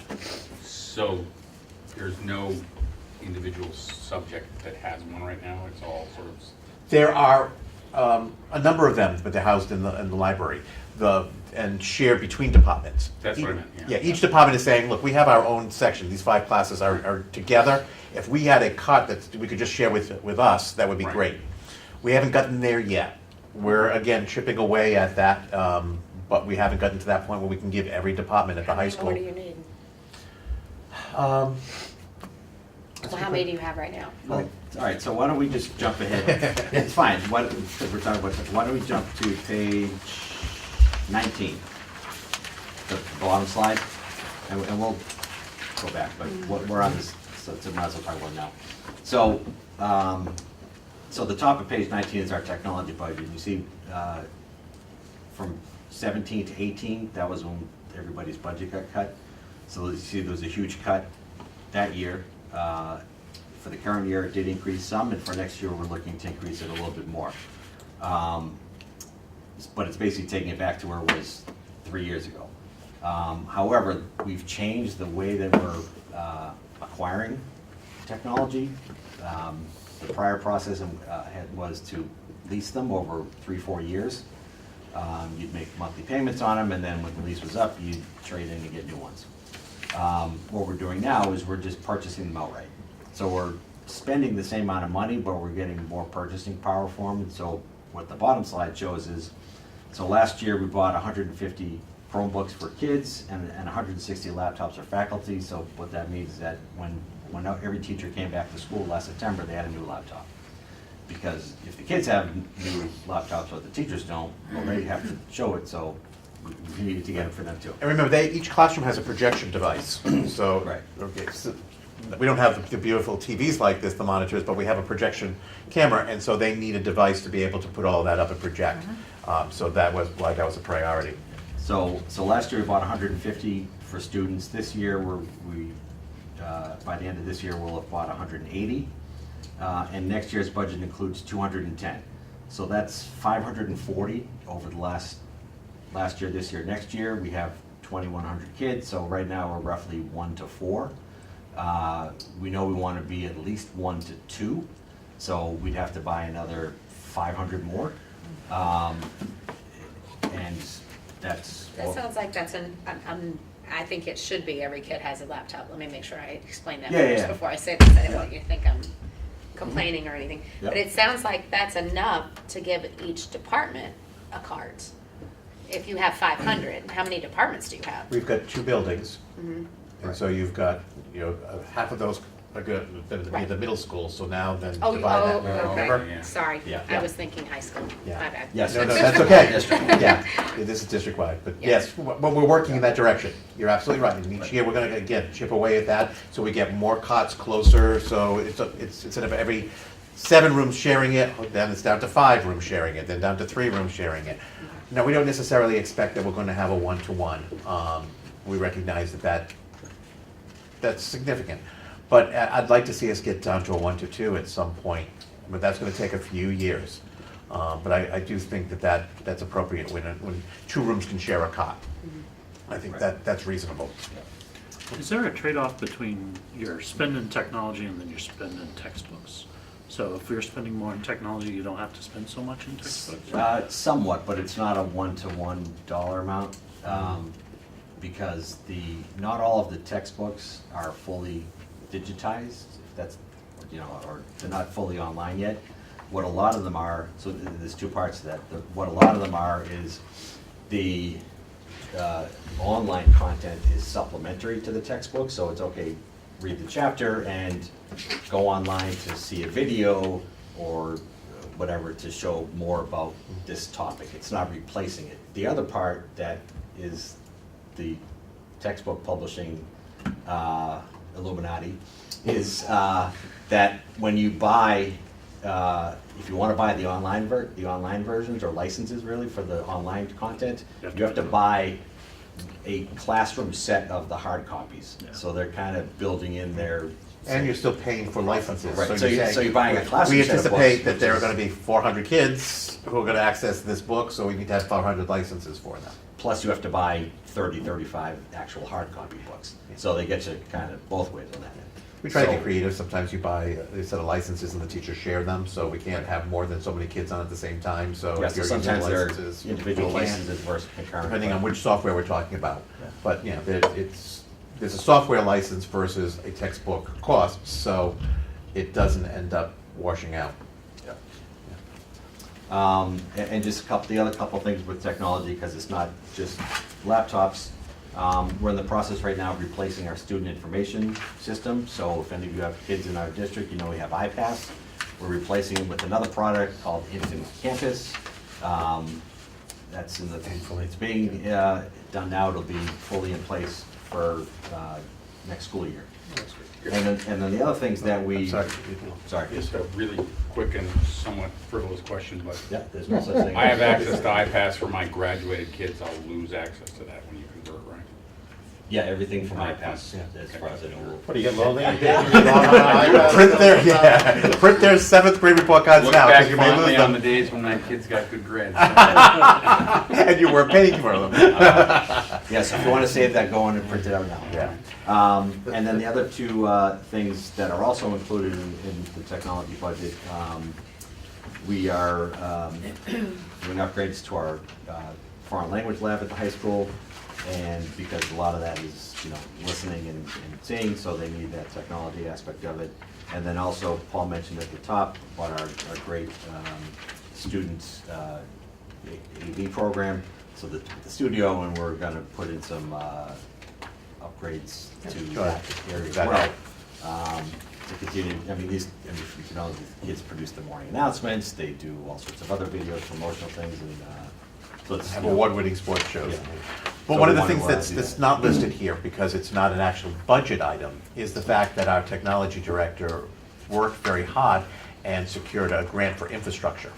So we know that having more devices only works when you actually have the capacity to have them all running at the same time and still get internet. And so he secured a $271,000 infrastructure grant, with the requirement that we had to provide a 55% match for that, which we could do through our budget both this year and next year, and we were able to clearly be able to do. Because they want to make sure that if you're going to have the infrastructure, you actually have devices that can use the infrastructure. So it was an arduous task to put this all together. He did a phenomenal job, and so that infrastructure will be going in. And so that then saves on this budget, you know, and we can devote the money toward the devices and not have to worry about the infrastructure, which we desperately needed, especially now that we're completely online for our testing around the MCAS. Jonathan, you had a question? Yeah, I don't mean to take this down a rabbit hole, but I will. Have you done any analytics of how much of your bandwidth is used for school purposes as opposed to non-school purposes? Fortnite, Snapchat, for example, things like that? I don't know. I will. So my ask would be, you should, and you should also consider blocking and filtering that, because given this spend that you and we are putting into your infrastructure to allow all of this bandwidth, I can pretty much guarantee that a majority of that bandwidth and infrastructure is not going to be used in a way that you intend. And it should be relatively simple for you to put some controls on that, such that maybe your cost and expense around the infrastructure and the bandwidth would at least be in line with what you need for the schools, as opposed to just allowing unlimited amount of Snapchats during the day. Do the kids have access to the Wi-Fi? Yes. Yes. they're, yeah, Log-on access? they're not. They're not supposed to, but they do. And that'll be, and I believe that's gonna be addressed when we do these upgrades. It's very difficult because of the fact that we don't have enough devices right now. Many times we allow our students to use their devices, even at the middle school and at the high school. Students can, so a teacher will say, take out your device, and they're allowed to use it. But that's okay. So- I mean, you can allow people to bring their own device, but still have controls over what they have access to. And I believe, and I, He's saying he. I understand. no, I understand what you're Understand. saying. I We believe put a there block are in my last district. Yeah, same as where I Yeah. came from, that's the district that I used to work in, that my kids go to, have that too. So yeah, there's, you can restrict access to certain websites or apps, but then you can just restrict access to the network altogether. And like Paul said, because of where we are with devices, we haven't restricted access to the network. I'm pretty sure there's access to content. I think, I don't want to swear to it, but I'm pretty sure there is. Okay, So- it's just a suggestion, especially fair given question. the comment you just Yeah. made of the additional expense you're putting towards expanding the bandwidth, right? Well, I will share with you that when all of these devices are going on, you're right. There are probably kids that are streaming and doing things at the same time. But we know, like on a day where we have MCAS going on in the building, that's putting a significant strain on the ability to pull in those tests in an efficient way.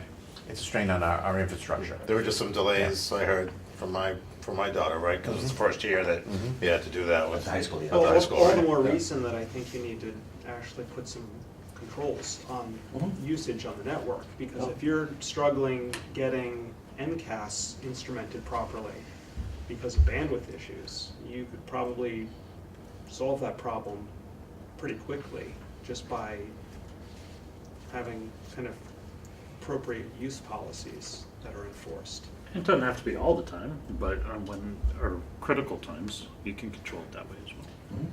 Well, it actually should be all the time. I You should agree. have access to Netflix. You shouldn't, I mean, I know this, I have two in your schools.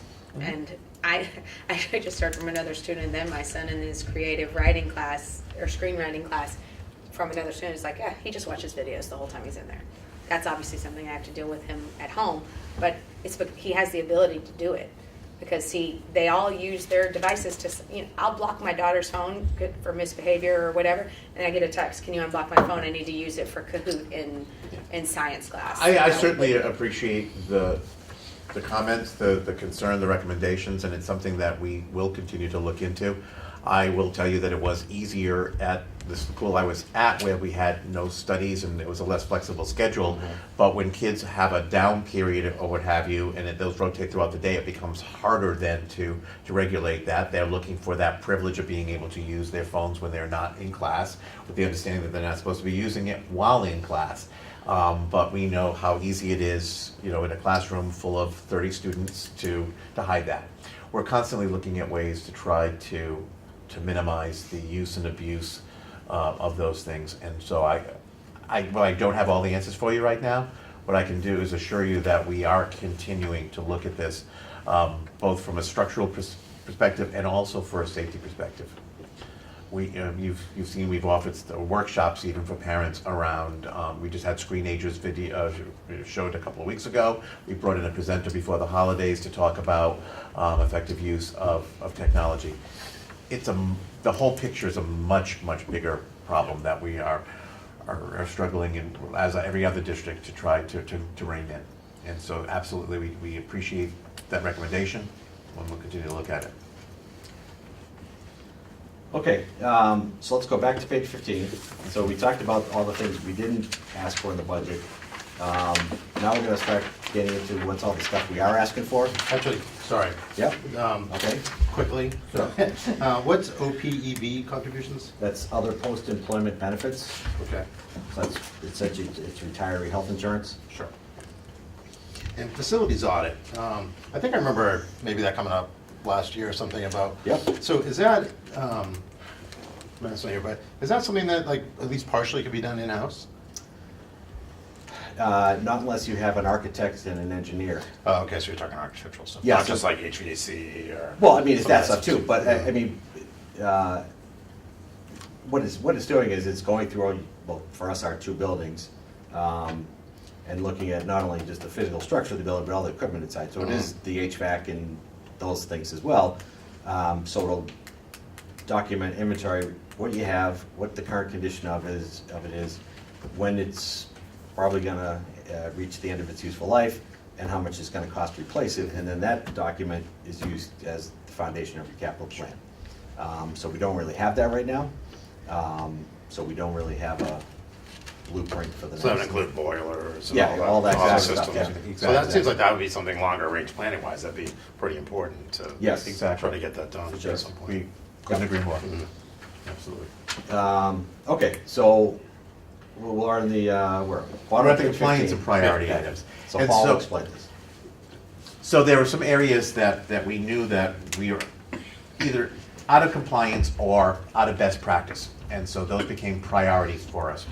So for example, although the population is still very small, the population of students who are second language learners is growing. And there are state regulations around what those services look like, what we have to provide. We have students who are coming in as non-English speakers at the middle and high school level, and they're entitled to 2.5 hours of service a day with a licensed ESL teacher. Currently, we have a teacher in each building who is primarily licensed to teach something else that we've pulled from teaching those classes at least a couple of periods a day to kind of supplement and cover as best we can some of those ESL issues, some of those English as second language issues. But those numbers are growing. And so we had an audit this year by the Department of Education, and they pointed out that we were out of compliance, that we're not servicing these kids to the level that we're supposed to. So this budget would then allow us to hire an ESL teacher for both the middle school and for the high school. And that would then provide the necessary amount of services for those students that we need and bring us into compliance. Should they be part-time? They would be full-time, based on the needs that we have. If they only have to teach them for 2.5 hours a day, what would they be No, teaching the each rest child. of the time? Each child needs to be with an ESL teacher for 2.5 hours a day if they're a non-English speaker. And then the amount of time goes down as they gain English fluency. And there are assessments that we have And to you give. have enough in each school to have a teacher have 6 full classes a day of that? Yes. Yeah, we have roughly 60. We're doing it part-time now and we're out of compliance. 60 total? 60 between the two schools, yeah. Yeah. And I just looked up, Norfolk alone has 60. So we're gonna presumably Those see students are those coming. numbers coming up. We're Right. seeing that in all the towns. You're seeing a growing population, and not just this area, it's across the state. Oh, yeah. Where, as I meet with other superintendents, we're hearing more and more are struggling with this. Now, currently, what we had, for example, at the middle school, we have an English teacher that's teaching a couple of sections, it's covering our ESL for a couple of sessions and not teaching English. So when we talked about those positions up above, Joyce, you were asking about the priority of that. Yes. That helps us with, by putting this here, that allows that English teacher to teach completely in her discipline and not cover the ESL. At the high school level, we have one of our world language teachers teaching right now. So one of the gaps we actually have at the high school level for foreign language is we offer French and Spanish 1 in 8th grade. And then they get up to the high school and they're expected to continue in that language. So because we have a shortage of world language teachers, we're not offering Spanish and French 1 at the high school. So that means if you struggled in 8th grade around French or Spanish and you want to take it again as Spanish 1 at the high school, you can't do it. If you had an aptitude for language and you want to be able to take more than one language and kind of have a language track, you had to pick one of them in 8th grade, so you picked Spanish 1. Now you get to the high school, you'd like to maybe take, take Spanish 2, but then take French 1. You can't because it's not offered. This allows us to then go back and offer French and Spanish 1. And we don't need a lot of sections of that, but we need some sections of that. We also need to be thinking of students who move in. And we do have a number of students who move in every year. So it's been a real problem trying to piecemeal that together. And so this allows us to put those extra sections in and take care of that problem that you saw in the unbudgeted above by doing it here this way.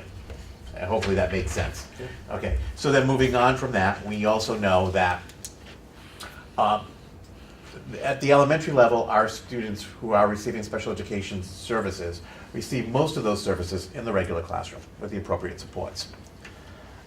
We've had an audit to look at the continuum of services between the elementary, the middle, and the high school. You know, that came a year or two ago in response to concerns about the continuity of programming. One of the things that was identified was that we're not offering that same model at the middle school. We're offering a pull-out model at the middle school. Special education tenants talk about least restrictive environment, that students are to receive their education in the most inclusive environment that they possibly can. For most students, we can accomplish that with the right supports in the regular classroom. And so what we've spent a year doing is looking at how we adjust that model to be in compliance, so as the kids are moving up through 6th grade, they're seeing the same model in 7th and 8th grade, and they're supported appropriately. And then we're in compliance with the suggestions that came through that Walker report that looked at special education.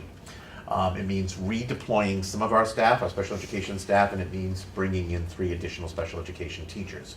But when we do that, it also means redeploying our numbers. So we're hopeful that it will level off the class sizes, because we have some large class sizes in the middle school and some smaller class sizes. And this will allow us to level those off and balance those. And then again, we're hopeful that that will take care of those additional staff that are up to here and that unfunded. That will have to play out over the summer, but that brings us into compliance, and it creates the continuity that we're looking for all the way through. So we call that a priority item as opposed to compliance. It brings us into best practice and aligns us with the elementaries at that point. Social emotional program. We know that we're seeing more and more students who are requiring significant supports because of significant mental health issues. So when we know that special education is around accommodating students with a disability, the mental health disability is on the rise for a variety of reasons we're exploring. But it's not just in the King Philip region, the Tri-Town, it's across the state and the country. We have not had a program to support those students who need significant supports within our middle school. And so we have students that are coming from the elementary. We know that they're coming, and we know that we would have the option of either finding an out-of-district placement for them or building the program internally. So although you're seeing some costs here for that program, it's really a cost avoidance. Because we know that right now we've partially built the program for a student or two that already made it up there, but we're gonna need to staff it more completely to accommodate the students that are coming. But this small number here compared to 3 out-of-district placements is a significant savings, actually, and it's the right thing to do because it keeps the students in their neighborhood school. And it also allows us to bring a student who was only newly placed out back in because we now have the program to accommodate them. So there's a significant benefit to building that program, but we know that with that fragile population, if you don't build it right and staff it properly, don't build it at all, because the students won't be successful, and then you're going right back to what you were talking about at the out of district. So we need to make sure that it's staffed properly, and that allows us to do so. But really a cost avoidance situation there. And then finally, we're looking at our caseload for our speech and language therapist. We only have one who services both the middle and the high school. Well, yeah, that's significant. 2,000 students in the whole district. Looking at the caseload wise, we need to provide additional support there. We're going to try to do it with a speech pathologist assistant half-time. So we're not looking, again, it would be lovely to have a second full-time person, but we're looking to get an assist who would work under this person and half-time, just, to try to minimally cover that issue. Okay, so those are things that are included in the budget as new items. And then because we like to show our work, our first draft of the budget came out in December, so more than 3 months ago, and as we've gone through the process, there's been changes. So some things have decreased, some have gone up. So we have had 6 students who are currently at out-of-district placements, but 2 already have graduated, and another 4 will graduate this June. So that reduces $610,000 from the budget. On Norfolk County Retirement, that's the pension plan for the non-teachers. The actual assessment for next year came in $90,000 less than we originally estimated. On our health insurance, because our budget includes health insurance for our employees, our original estimate was that the premium would go up 10%. That's a fairly standard conservative starting point for that. It actually came in at only 3% of an increase, so that was $211,000 less. I mentioned earlier about the parking fees, so this was just an accounting thing.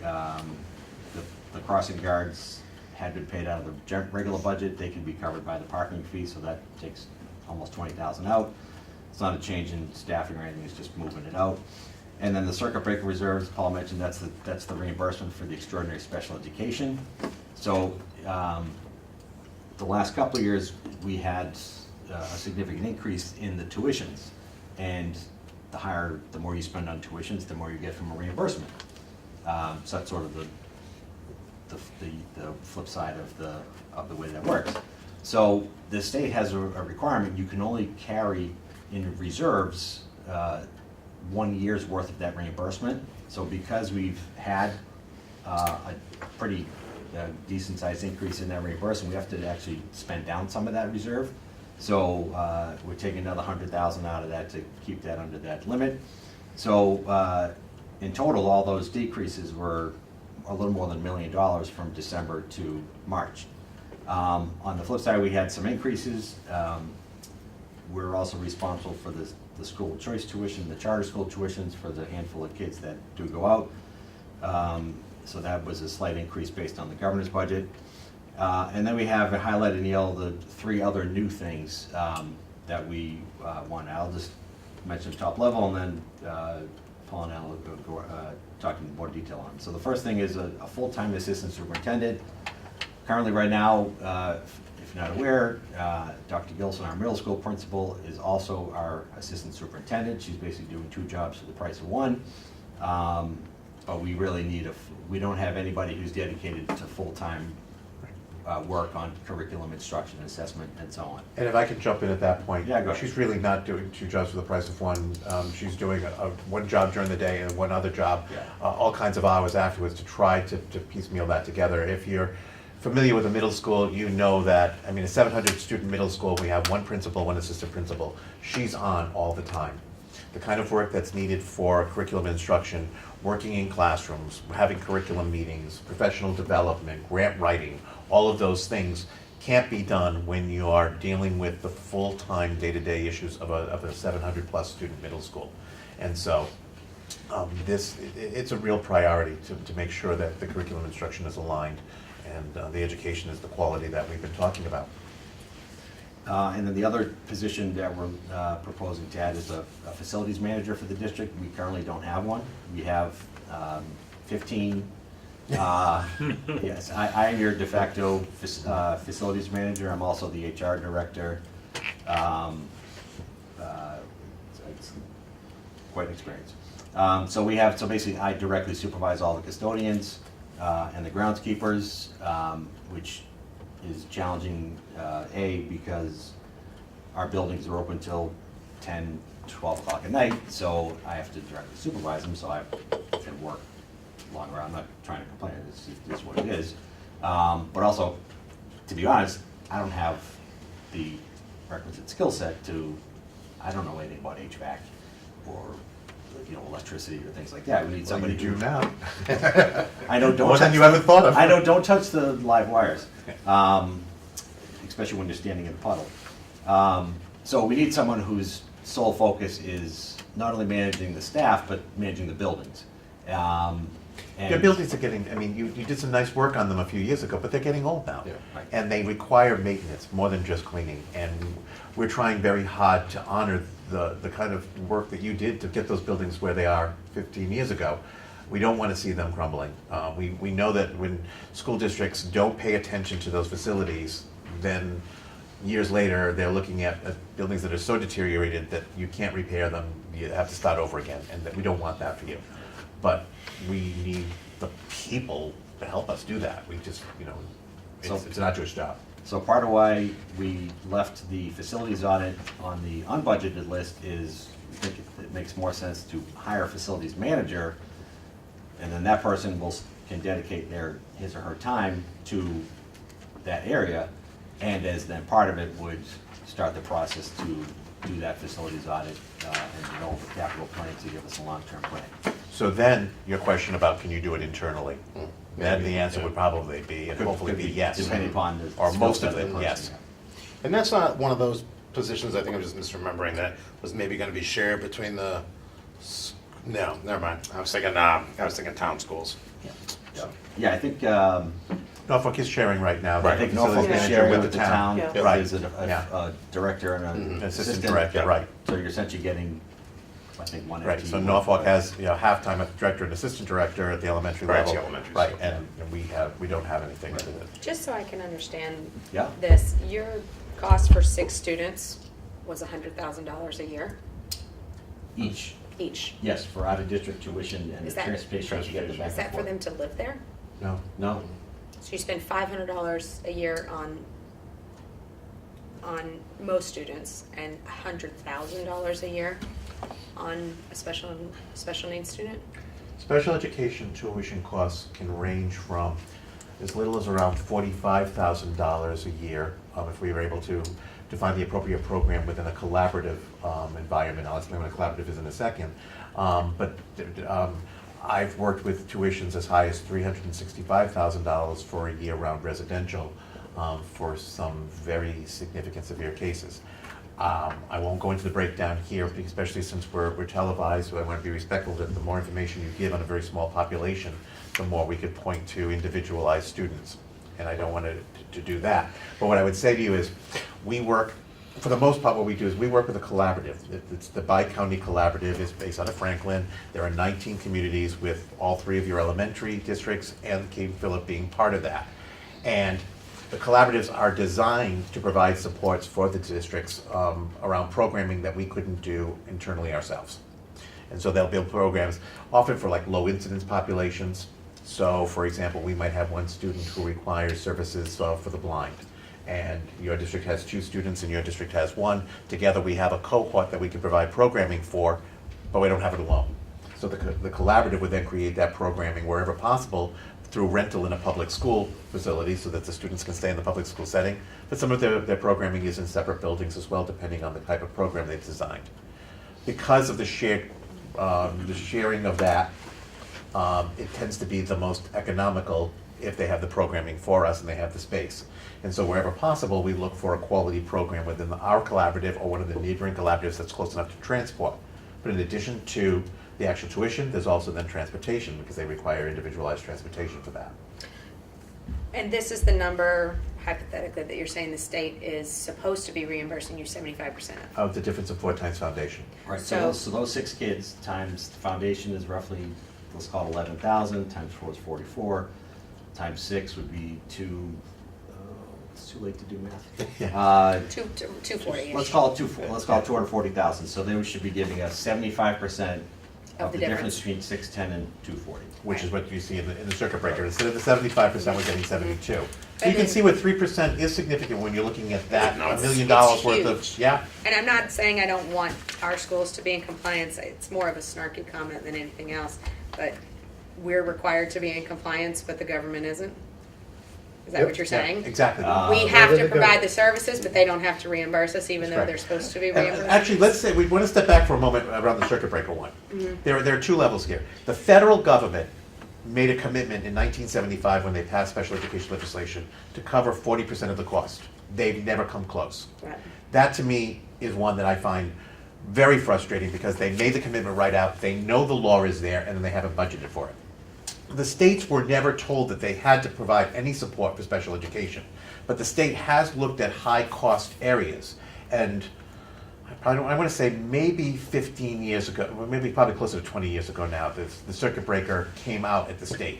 I was just a new special ed director back then, and so it was a great relief for communities that the state came out and said that they would provide this additional support beyond what the federal government was doing and the burden on the districts. The promise was 75% of 4 times foundation.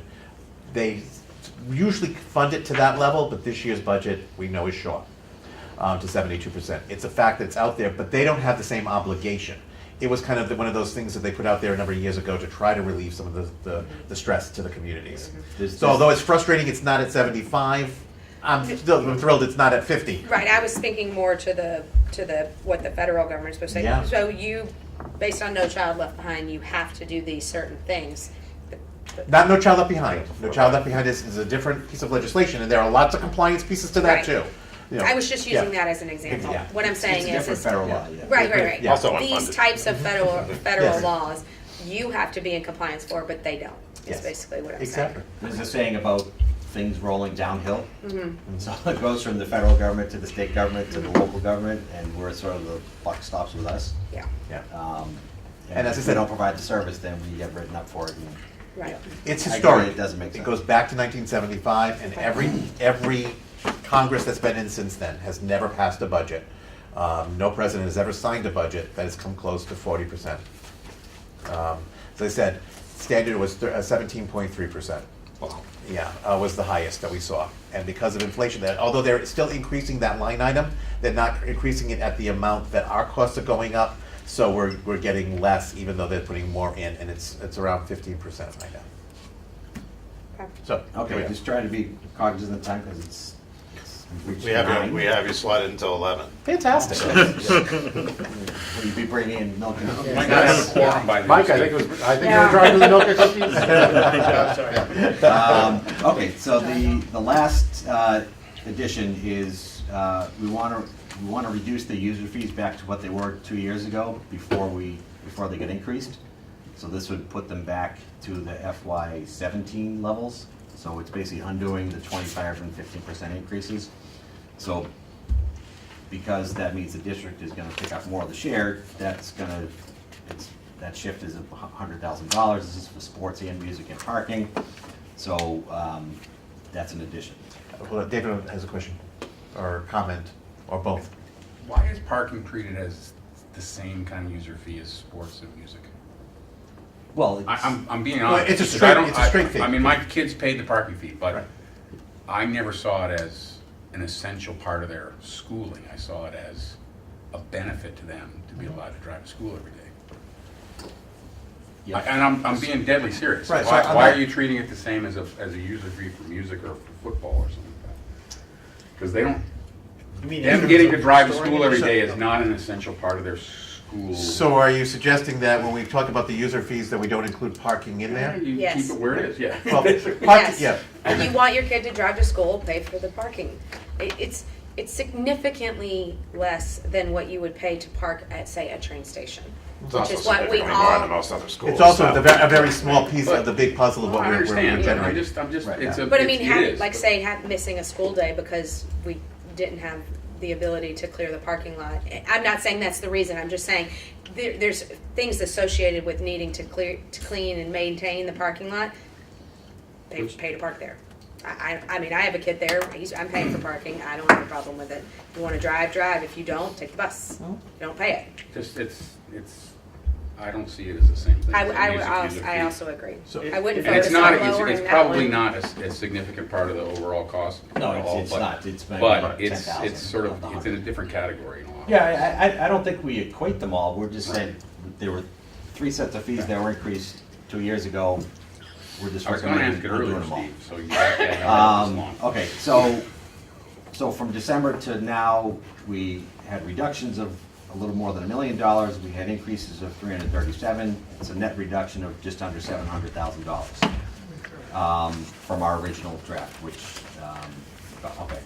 So the next several slides are eye charts. The line, they're basically the replication of the line item budgets, which the detail is at the end of your packet. So I'm not gonna go through the detail of it, but I will highlight the points. So we created a budget that initially was just a level service budget. How much is it gonna cost next year to do what we're doing now? Then we had the compliance items that Paul talked about, the English language learners, the co-teaching and the other items. And then we had the 3 up there in the yellow, the assistant superintendent, facilities management, reduced fees. So that's what is considered level service plus compliance plus priority. I wish there was a more concise name for it, but that's what it is. So all of those things in, the budget's going up 2.6%. However, flip to page 17 with the rainbow colors there. So 2.6 all in. However, the way we do it is we take out the debt service, the capital, for the operating, to get what we call the operating budget. So we take out the debt, so it's an increase of 3.58. Now, when we met in the fall with, and I think Todd was there, right? I was. You were there, Todd was there, and other representatives of the town, all 3 towns met, and we were given general guidance to try to keep the budget to a 3% increase. So we're slightly over that. However, we were also asked to, okay, well, our budget includes things that other department budgets don't, like insurance costs and facilities costs. So if you take those out, you get the blue number, which is an only 3.4% increase.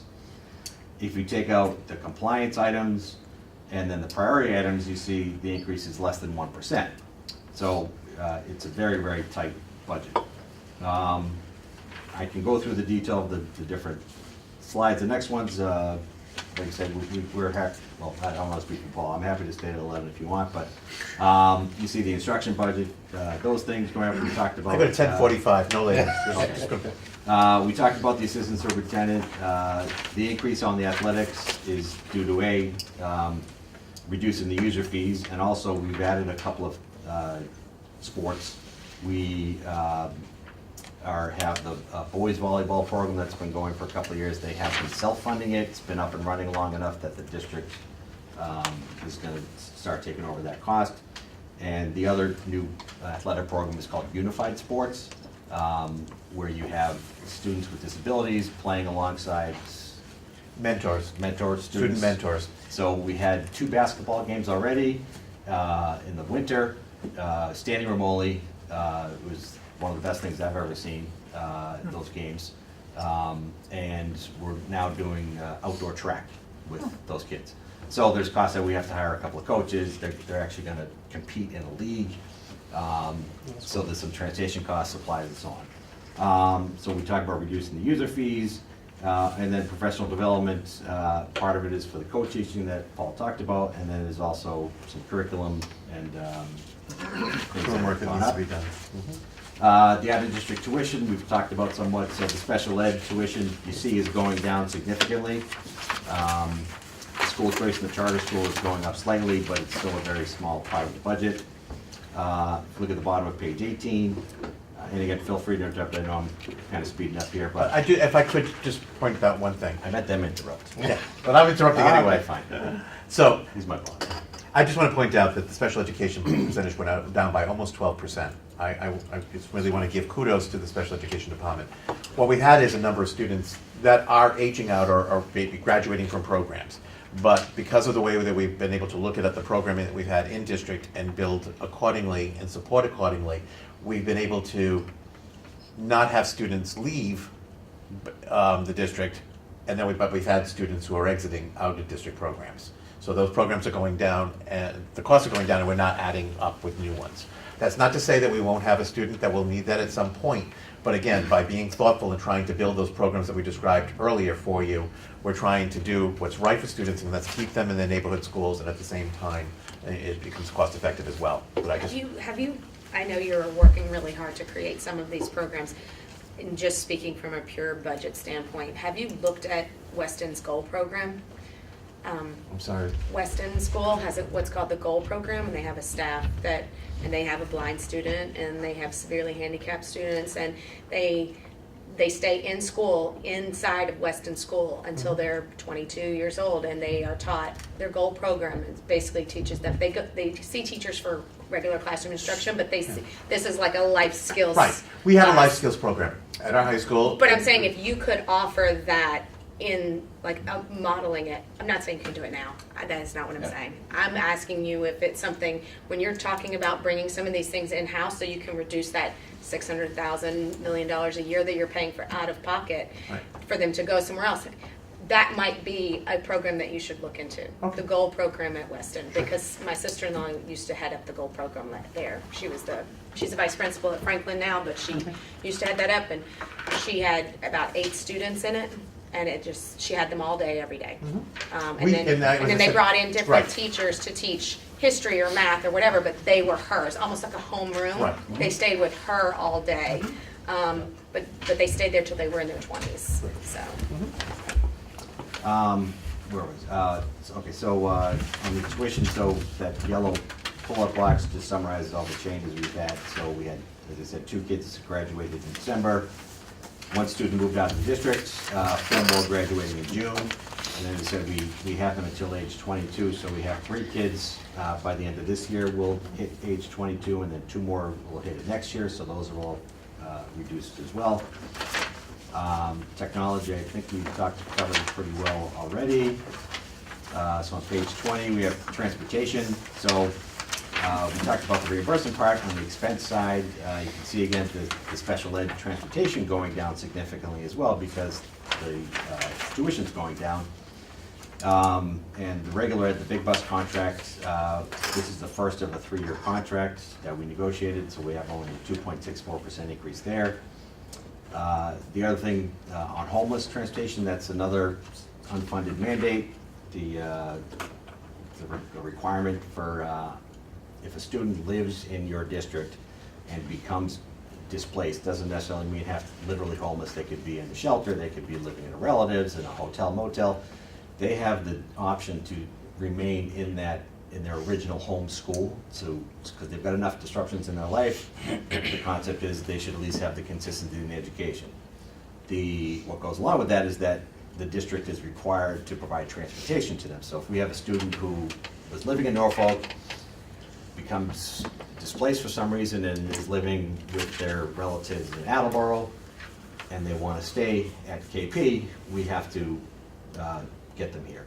Now, what usually ends up happening is that because the student is living in Attleboro but being educated here, Attleboro is then not spending money to educate that student, so we usually end up splitting the cost. We usually end up going 50-50. So if there's a kid who left the district, is staying here, we split it, and vice versa. Let's say an Attleboro kid ended up in Norfolk, we'll split it 50. So most of those are 50-50, but you can see just from the history of the line, it's it's, impossible to predict, so we try to make a guesstimate of it. Fortunately, it's not, I'll knock on, I don't know what this is made out of, but it's usually not a huge amount, but it does increase. And then facilities I talked about, the buildings are starting to, they're 10, 12, almost 15 years old, past renovations. We've had a lot of issues with HVAC systems, with things like that. Our utility costs have gone up because of a combination of usage and just the rates. I've been working with a number of brokers to try to lock us into contracts, to lock in some rates, and to maybe not necessarily save money, but at least fend off big increases. Part of the grounds budget, unlike the town, which can deficit spend on snow removal, so like I said earlier, we are sort of our own municipality. One way that we're not is that we cannot deficit spend on snow removal.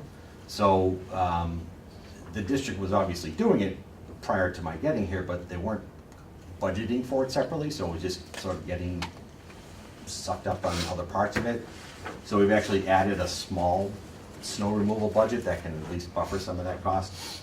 And then we have the facilities manager is under the buildings line, and we've had, like I mentioned, we've had a lot of HVAC issues that we are continuing to, because obviously we need to keep the buildings heated and cooled and air flowing and so on. Insurance and benefits I mentioned earlier. Sorry, go ahead. Yep. Snow removal is contracted, I'm assuming? No, we do it all our own, Okay. guys. So really the Our cost. grounds person oversees that with our custodians, and they work Yeah. tirelessly on that. So the costs associated with snow removal are, if it's a night or a weekend, we have to pay them overtime to do it. And then we also have to buy like salt and ice melt and things like that, so. So insurance and benefits, I mentioned earlier, we locked in a 3% increase for next year. The retirement costs went down. Non-employee insurance, that's one of those things unique to regions, so that is your workers' comp, your liability, your unemployment, all those types of things that are included in our budget as well. And then the debt service for capital, so this is the cost of the bonds for the two renovations, and prior to this year, well, or wrapping up this year, was the turf field. So the reason why that's a big decrease for next year is because that was paid off in full this year. So the bottom line, you're probably saying, thankfully. So we're requesting a budget that is an increase of 3.58%. We were asked in the fall to put together a budget that was only a 3% increase. So that leaves a gap of $189,000. So the 3% increase on the total budget would require the assessments to go up roughly 4%. So the 3.58, the assessments are going up 4.63. And if you flip to the very last page in your packet, the magic numbers on the bottom in row 18. So the Norfolk assessment is projected to go up 3.47%. So the good news, as I mentioned, I don't know, several hours ago, because Norfolk's percentage enrollment has decreased a little bit, so that means you're getting less of that excess cost. Plus just the formula in general, its nuances, and the governor proposed some wide sweeping changes to it. So looking at this chart here, so row 19 is if the total budget went up 3%, Norfolk's assessment would have gone up $317,000. However, it's actually going up, which on row 17, $299,000. So that negative $18,000. So that doesn't mean your assessment's going down $18,000. It means it's going up $18,000 less than folks had projected in the fall. So the good news is that even though the budget is going up 3.58%, the numbers work out in your favor, that the assessment is actually going down less than originally projected with only a 3% increase. So you know how the formulas work, sometimes one town makes out. This year, Norfolk is the beneficiary of the way the numbers are shaken out. Yay. Yay. I do have, Yeah. I have a So, question. And yep, please. Very, very, very simply, Okay. have you heard from the other two towns? We met with Plainville last week. Our presentation was received, I think, warmly, but they have financial challenges. Right. And you've talked to. I had lunch Rentham. with the town managers, and just today, and so they're all struggling in their own way with their budgets. So I'm, they haven't given us final figures on this yet. They basically, I think Larry said they were very welcoming in Plainville. I think that the bottom line was they did appreciate that the budget was explained in the way that it was, that we were asking for, what we were asking for was appropriate and made sense and we could justify. I think they also appreciated the fact that we had reductions within the overall budget so that we weren't just coming and saying, we need all these new things and we need you to just increase our budget dramatically to pay for them. We tried to look internally first to make sure that our budget was lean and well managed, and then, this was what the extra was. That said, they're facing some significant issues. Yeah. No, it was very concise. Thank you very much. Thanks. Just- Thanks Nice for your job. patience. We know there was a lot, but we hope that by providing a lot, it answered all of those questions that you may have been having and we would have been talking about anyway. Yeah, I'm sure Chief Stone was glad to leave progress. Sure is. Wow. Any other questions? Nope. So, I see a couple of other, I Dave? have a quick question. From the budget that was presented to us by the selectmen and the town administrator a couple weeks ago, the number I think was 883, so it's going to go down theoretically. It's not finalized as of yet, but I don't anticipate any struggles for us. No, so the 8.6 represents a $200,000 reduction. Am I correct on that? Say that one more The time. budget that you guys gave us 2 weeks ago showed the King Philip operating at, our cost was So take- 8.83. Correct. $8,883,000. That is correct. The one in this budget is $618. So I don't know what number. No, you're that's looking at. this It's year. an 8,000,000. The assessment next year is 8.9 million. Row 13. Oh, there, I'm sorry, I apologize. Yeah. So there will be a slight increase.